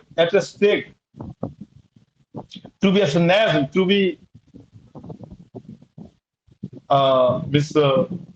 procured by the Zamindar.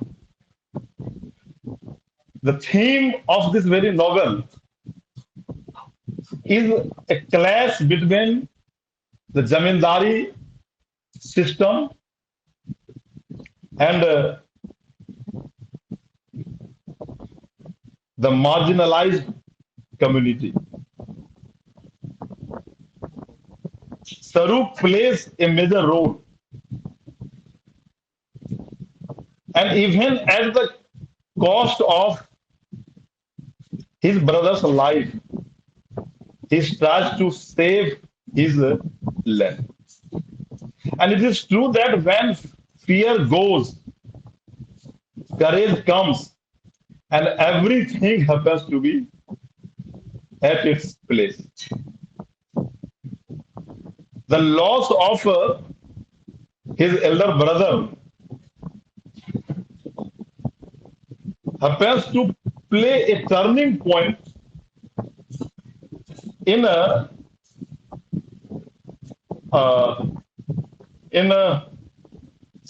we can say that leaving the claim, giving up the claim on the land.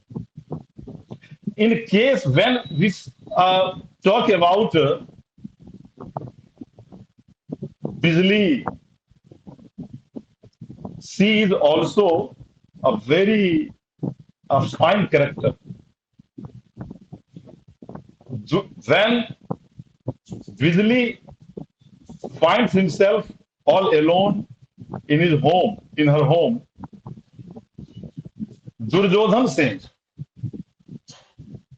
a constable of the Zamindar, Jang Bahadur Singh, tries to cross the barrier And in other words, we can say that he forces himself on Bijli. And this very scene is not tolerable to Sarup.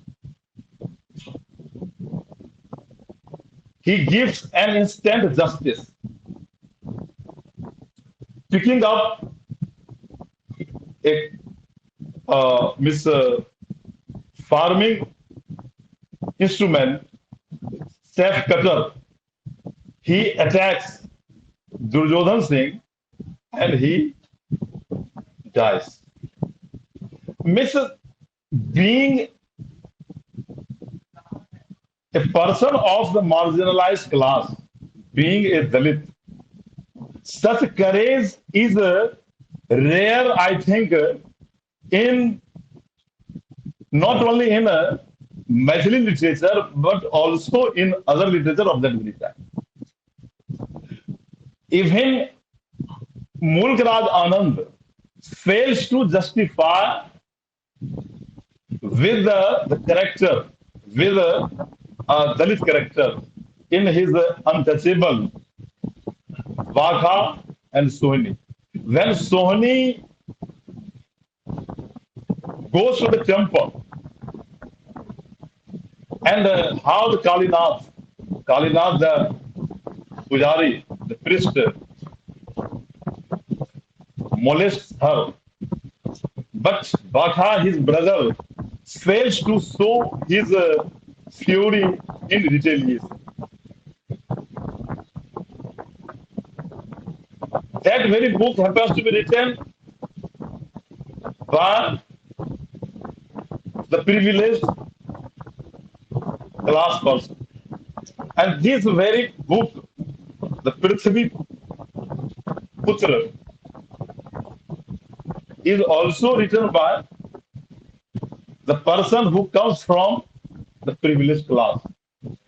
But the interpretation of the situation is really very quite different. There, Mulk Raj Anand seems to have hidden something important from the readers. Even these days we find when we talk about Ayodhya, recently in Ayodhya, the Ram temple, one student happens to be raped there. When such incidents happens to occur,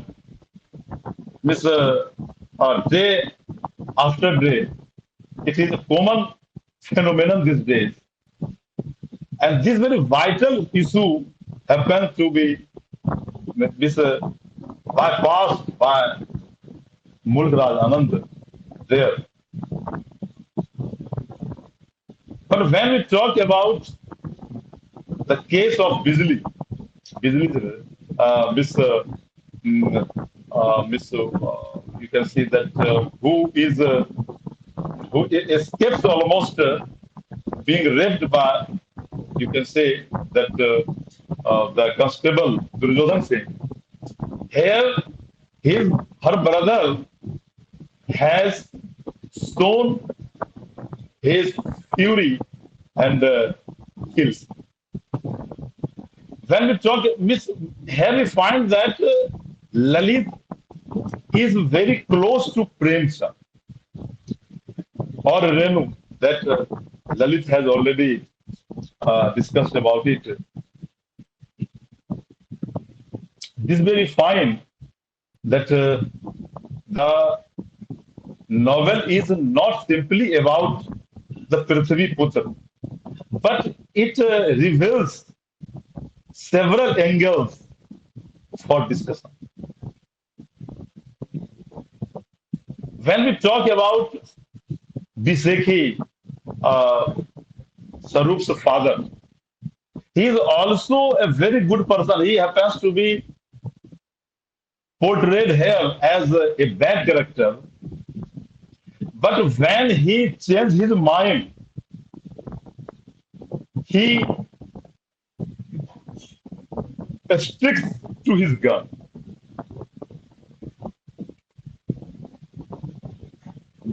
When he's and Biseki takes all the blame upon himself.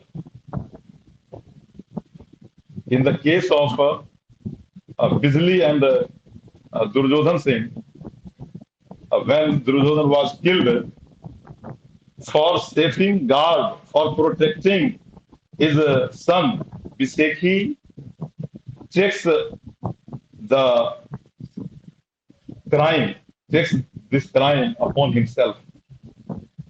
And he was put behind the wall, and I think after 6 months he was killed. That was the custodian murder, I think. That is also a common thing these days. At a place, it is mentioned that stealing and laboring are livelihood among the poor people. Why the poor people is compelled to commit theft, living work, manual work. Without laborers, the whole world, this very world can't be imagined, we know.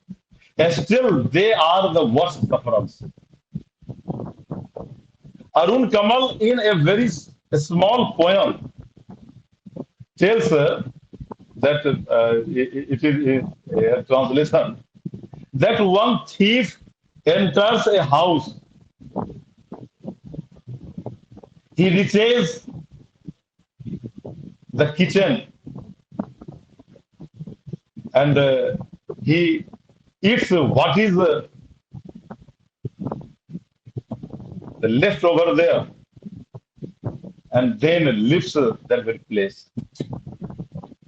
That very person can be called a real thief in the real sense. If there is no stomach, there is no anxiety, why the people happens to be the bigger thieves, the dacoits happen to rule the roost, and such persons, the poor people, happens to be blamed for theft or dacoit. If they steal something, I think they are compelled to do so, because our social structure doesn't allow them to live the prestigious life. Their labor is not rewarded properly. When the landless, when the man who has a little land, a piece of plot, and it is also being served by a zamindar, a weak person, what he can do? He has to pick up the weapon. That Sarupa plays the real son of the soil in the real sense, because he loves the land. He loves this very earth. It says that she is a mother. She is as good as the mother. The person who loves the earth, his land, like his mother, we can't imagine how much love such person has for motherland, for his land. That is only source of his livelihood. If life is at a stake this way or that way, why living life like a dead man? Such thing is already in uh, uh, Sarup's mind, and with this very intention, he lives his life.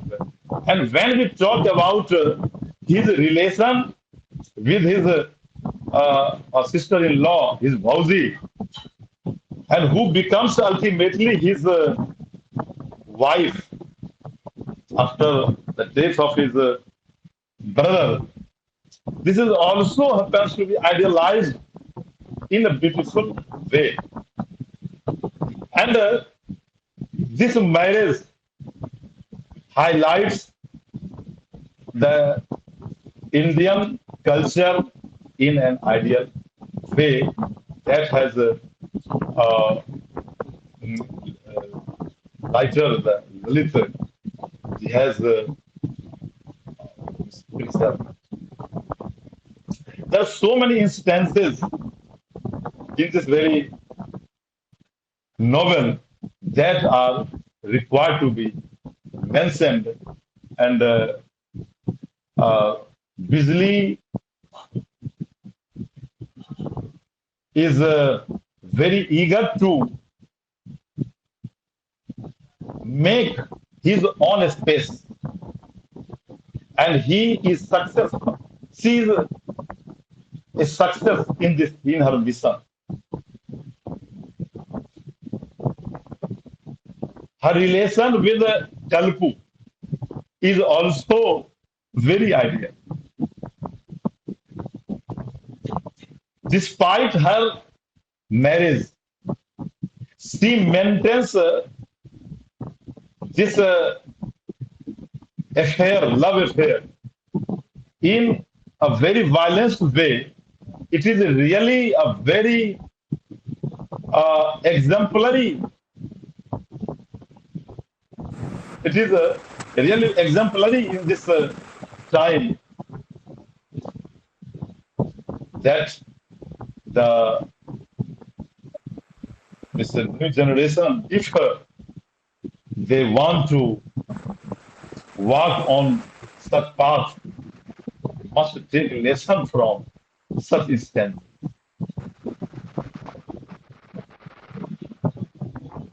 There are so many things about Prithvi Putra. I think that we have joined it very late, and many things have got to be lost and missed. And I want to listen to ma'am just further. Thank you for listening.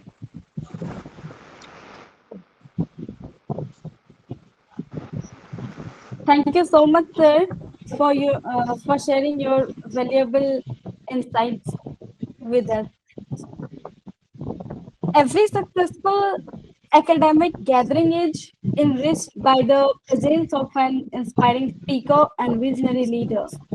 We are truly honored to have such a distinguished academician presiding over today's program.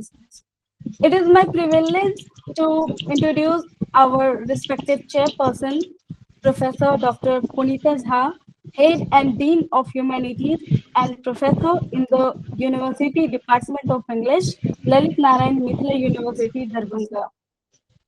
With over 35 years of dedicated service in teaching and research, Professor Jha has made outstanding contributions to English studies and higher education. She has supervised 35 doctoral scholars, authored 3 books, completed UGC-sponsored major and minor research projects, and published around 3 dozen research papers in reputed journals. A respected scholar, researcher, and mentor, she is widely admired for her commitment to academic excellence and is fondly regarded as a teacher of teachers. Ma'am, it's really a great honor for us to have you as a chairperson in our today's session. I now request you to please share your valuable insights with the audience. Punita Jha, ma'am. Thank you, Tripti, for giving such an elaborate introduction. Actually, I don't think I'm that great, but still, whatever it is, I've been continually attached with research work, and I love to guide and motivate students. So now, when Yugeshwar Sah asked me to become the chief guest, I just wanted to be the speaker.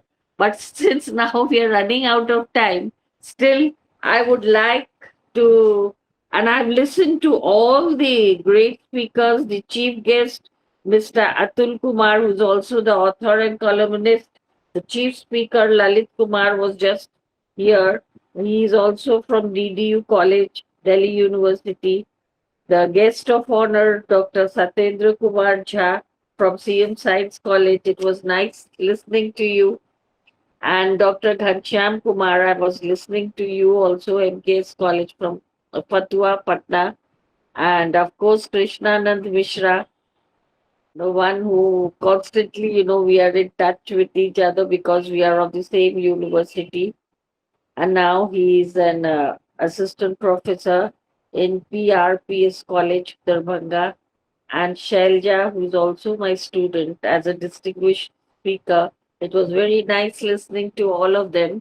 And finally, I would like to congratulate Yugeshwar Sah for just bringing out this book and selecting a book from Maithili literature. He's a true son of Mithila, and I think that needs a huge hand of applause because he has done a great work. He could have selected any other book since he has been a student and a researcher.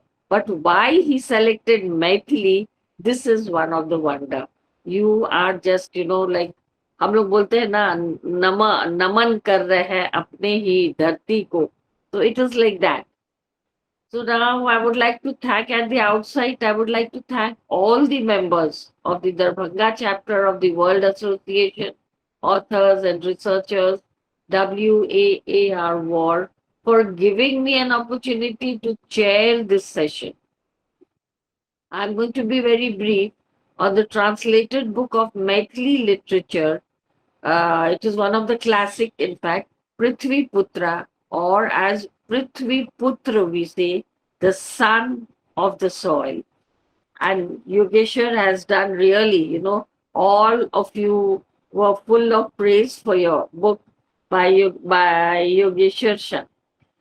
Mithila is actually, a land of scholars and the land of enlightenment, which was originally, it was named Mithila it was called the Tapo Bhumi. We say Tapo Bhumi. Why? Because this is the land, where the sages, the hermits, and all great scholars from all over the world. In fact, from India, people came and they meditated over here. So that is why we say, for what? For enlightenment. And this is a land of scholars. We have to agree with it because all great scholars and all great writers, when we are in contact with them, we see. So these sages and all, they did hard penance to get enlightened. So again, I feel like thanking him because he did not select any other, and for selecting a Maithili classic, and for translating it. Because if it would have remained in Maithili, naturally most of the people, we would not read it. But now you have successfully bought out the translation version and into English, which in future will not only have limited readers. If it would have been in Maithili, it would have limited readers. But now it is going to get it in future. It is going to have readers from all over the world because English is the language where most of the people can understand. So I would like to, just throw light on little bit light on, this Prithvi Putra, which is written in it was written in 1965 by Lalit and is regarded as a classic of Maithili literature, marking a paradigm shift in Maithili fiction in terms of both theme and style. Translated, the translation function. Now, what does the translation part do?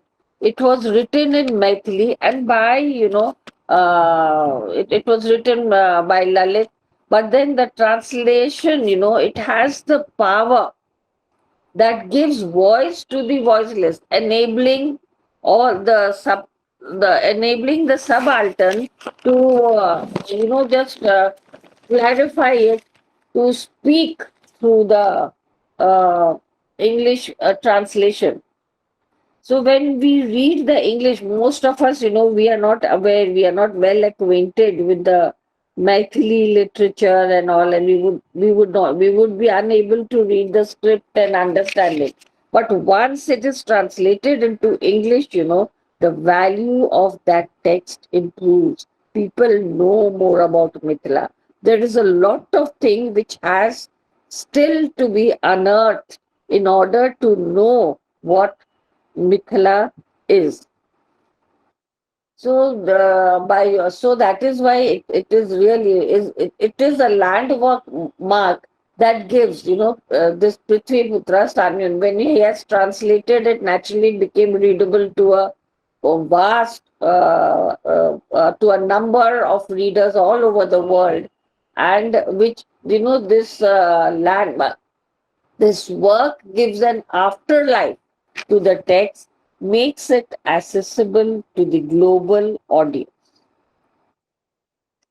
Earlier, Maithili fiction was centered on few books.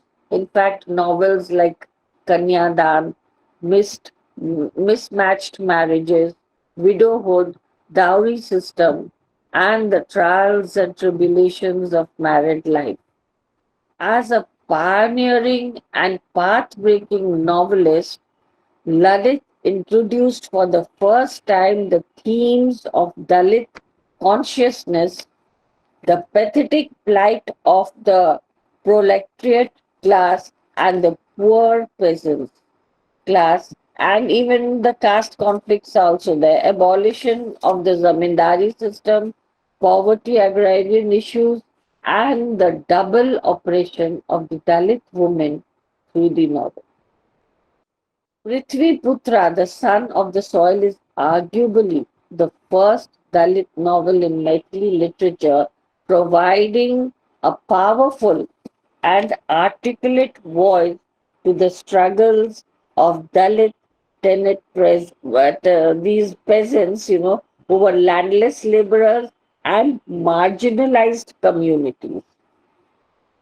Through this realistic portrayal of socio-economic disparities, the novel foregrounds the trials and tribulations of the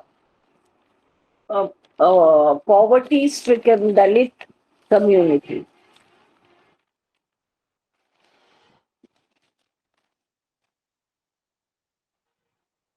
The land reform movement and the abolition of the zamindari system from the background of this novel.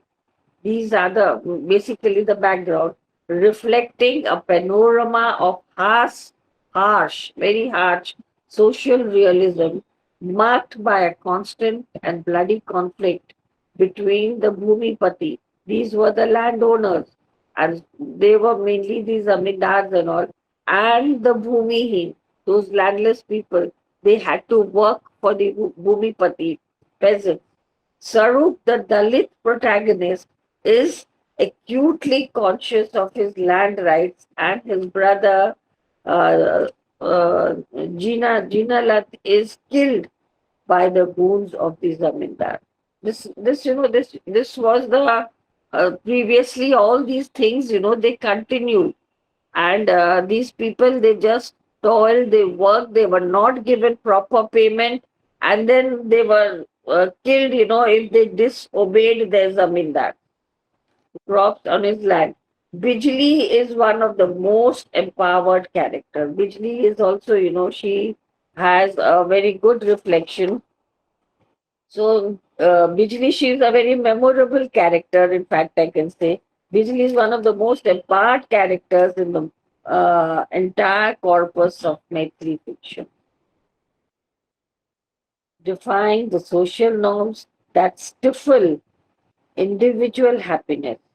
Her love for Kalpu Mishra is sublime, unconsolidated, and grounded in self effacing sacrifice. Like Rosie, I hope everybody remembers, we have read the guide by R.K. Narayan. All of us, most of us must have read. So, the Rosie character, so similarly here we have Bijli. And as Rosie in guide, she rejects conventional patriarchal forms of dependency embodied in marriage, romantic love, and even live-in relationships. Prithvi Putra, son of the soil. Actually, the meaning is very much clear. We say na Prithvi ka hai, Dharti ka hai. So naturally, it is the son of the soil. Is an incredible, it is really incredible contribution to both Maithili literature and Indian literature in translation. Lalit's original work stands as a what can we say? A most valuable representation of rural Mithila with socio-political concerns. As Lalit Kumar, an academic and translator, aptly remarked, Prithvi Putra is the Mela Achal. I think the previous one of the previous scholars have also said is remark Prithvi Putra is the Mela Achal of Maithili literature.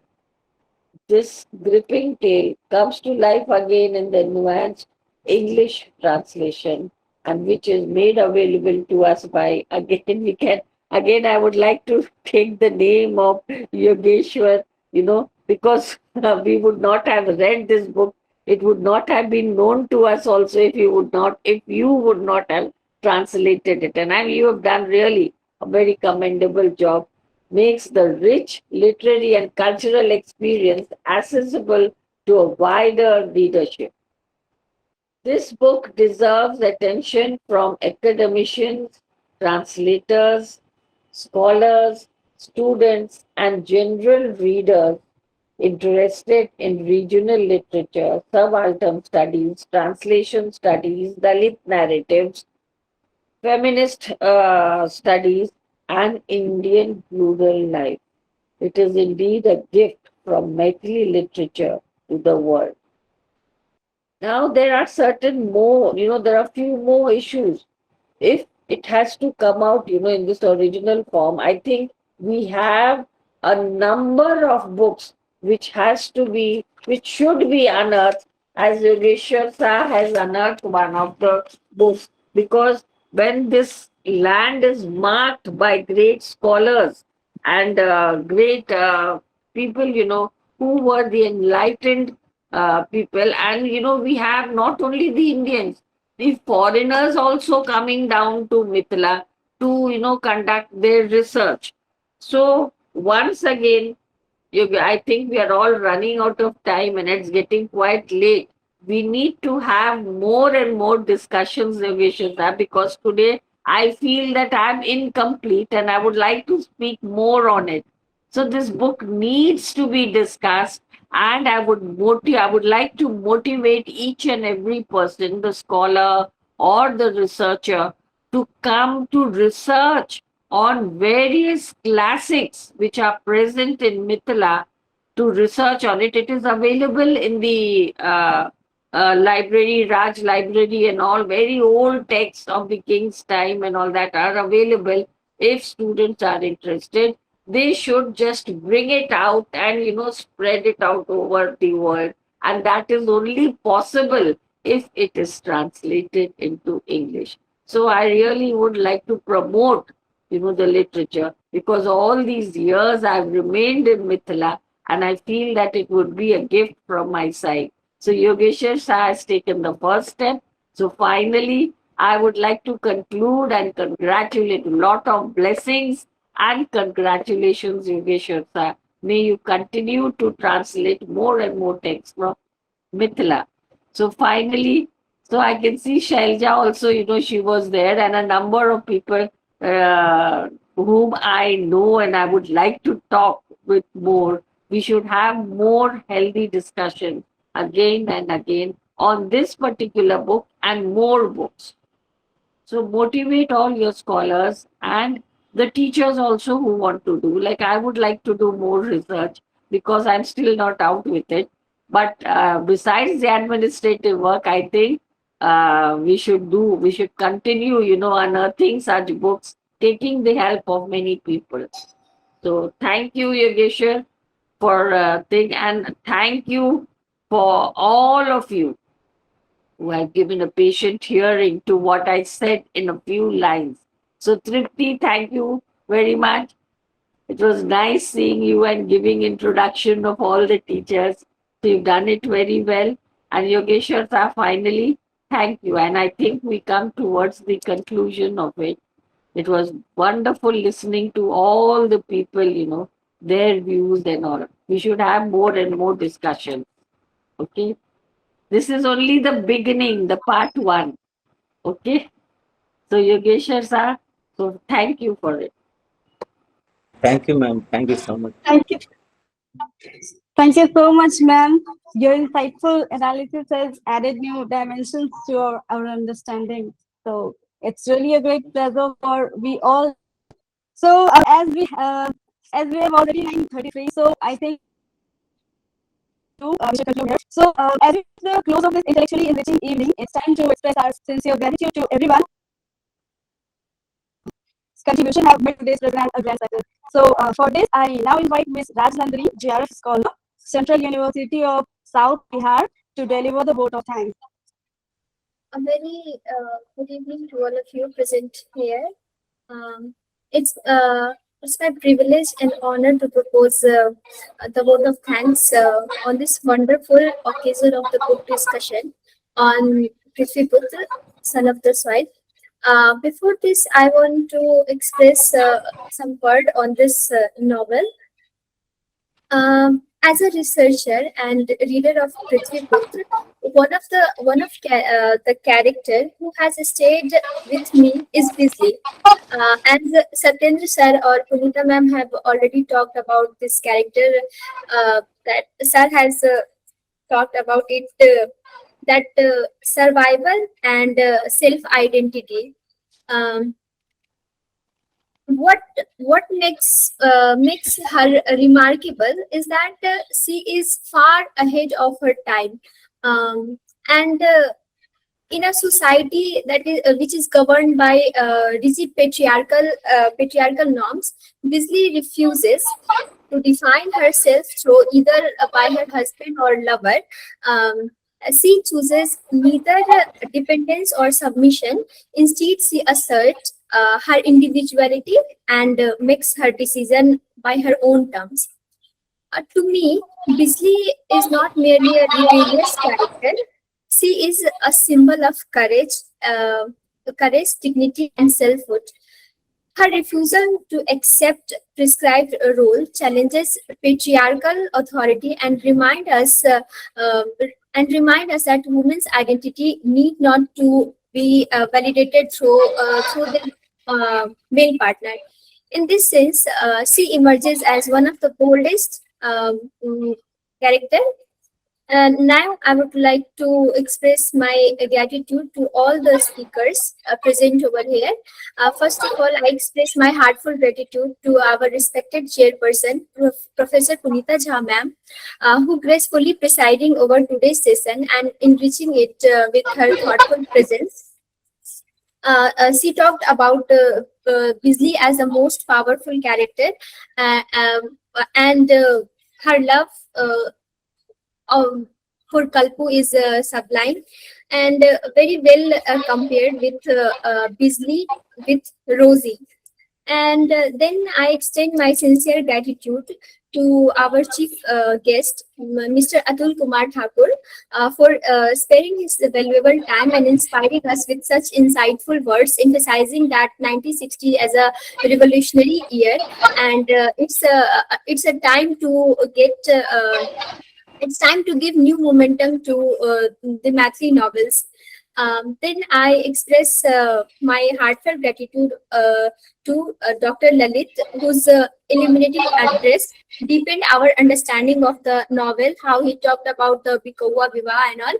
And then and he also compared this novel with Mela Achal, which is a very compelling comparison. And then I sincerely thank our guest of honor, Dr. Satyendra Kumar Jha. Sir, we found your words very thought-provoking, and your appreciation for the translation also. Sir talked about the pain of the translator, that and he also talks about the flavor of the novel, and that flavor is maintained by the translator in the novel. And you defined very well about the Shram, Saundarya, and Uddat Prem. Uddat Prem through the character of Bisli. Then I would like to thank our Krishna Nand sir, who talks about the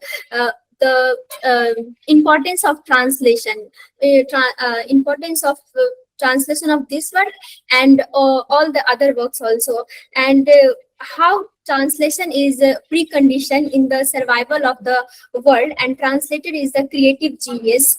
And he also talked about that this novel gives us different perspective, gives the new researchers like me different perspective to analyze this novel, like a feminist perspective, Dalit perspective, and Marxist perspective. And then I would like to thank Dr. Shailja ma'am for sharing her valuable perspective, defining that the word Prithvi Putra is beyond this literal meaning. And your observation have opened, and also I want to also thank Dr. Ghanshyam Kumar sir for his observation that opened new avenues of thought and have made this discussion intellectually stimulating. Now I would like to express my deepest thanks to Dr. Yugeshwar Sir for giving me this opportunity, who is the convener of this program also, and convener of this program and the translator of the book also. A special thanks goes to our anchor, Ms.Tripti Sharma, and for conducting this program with grace. And I also want to thank Muskan for her warm and gracious welcome address. I extend my gratitude to all the participants, scholars, and faculty members. So thank you so much. Very good. Thank you so much, Thank you. Ms. Rajnandani, You also, Rajnandani. for sharing your own interpretation, and also for expressing our collective gratitude with such warmth and grace. So once again, on behalf of the team with gratitude so true, we extend our heartfelt thanks to each one of you for your time, your presence, your brilliance so rare, for the passion and purpose you choose to share. As listeners blessed in awe we stay, you lit our minds in a brilliant way. Through every word, through every view, new worlds of meaning came shining through. We thank you sincerely, with respect ever new. This success stands shining because of you. So thank you everyone for your patient listening, time and effort for making this program a grand success. So now you can leave now. Thank you very much.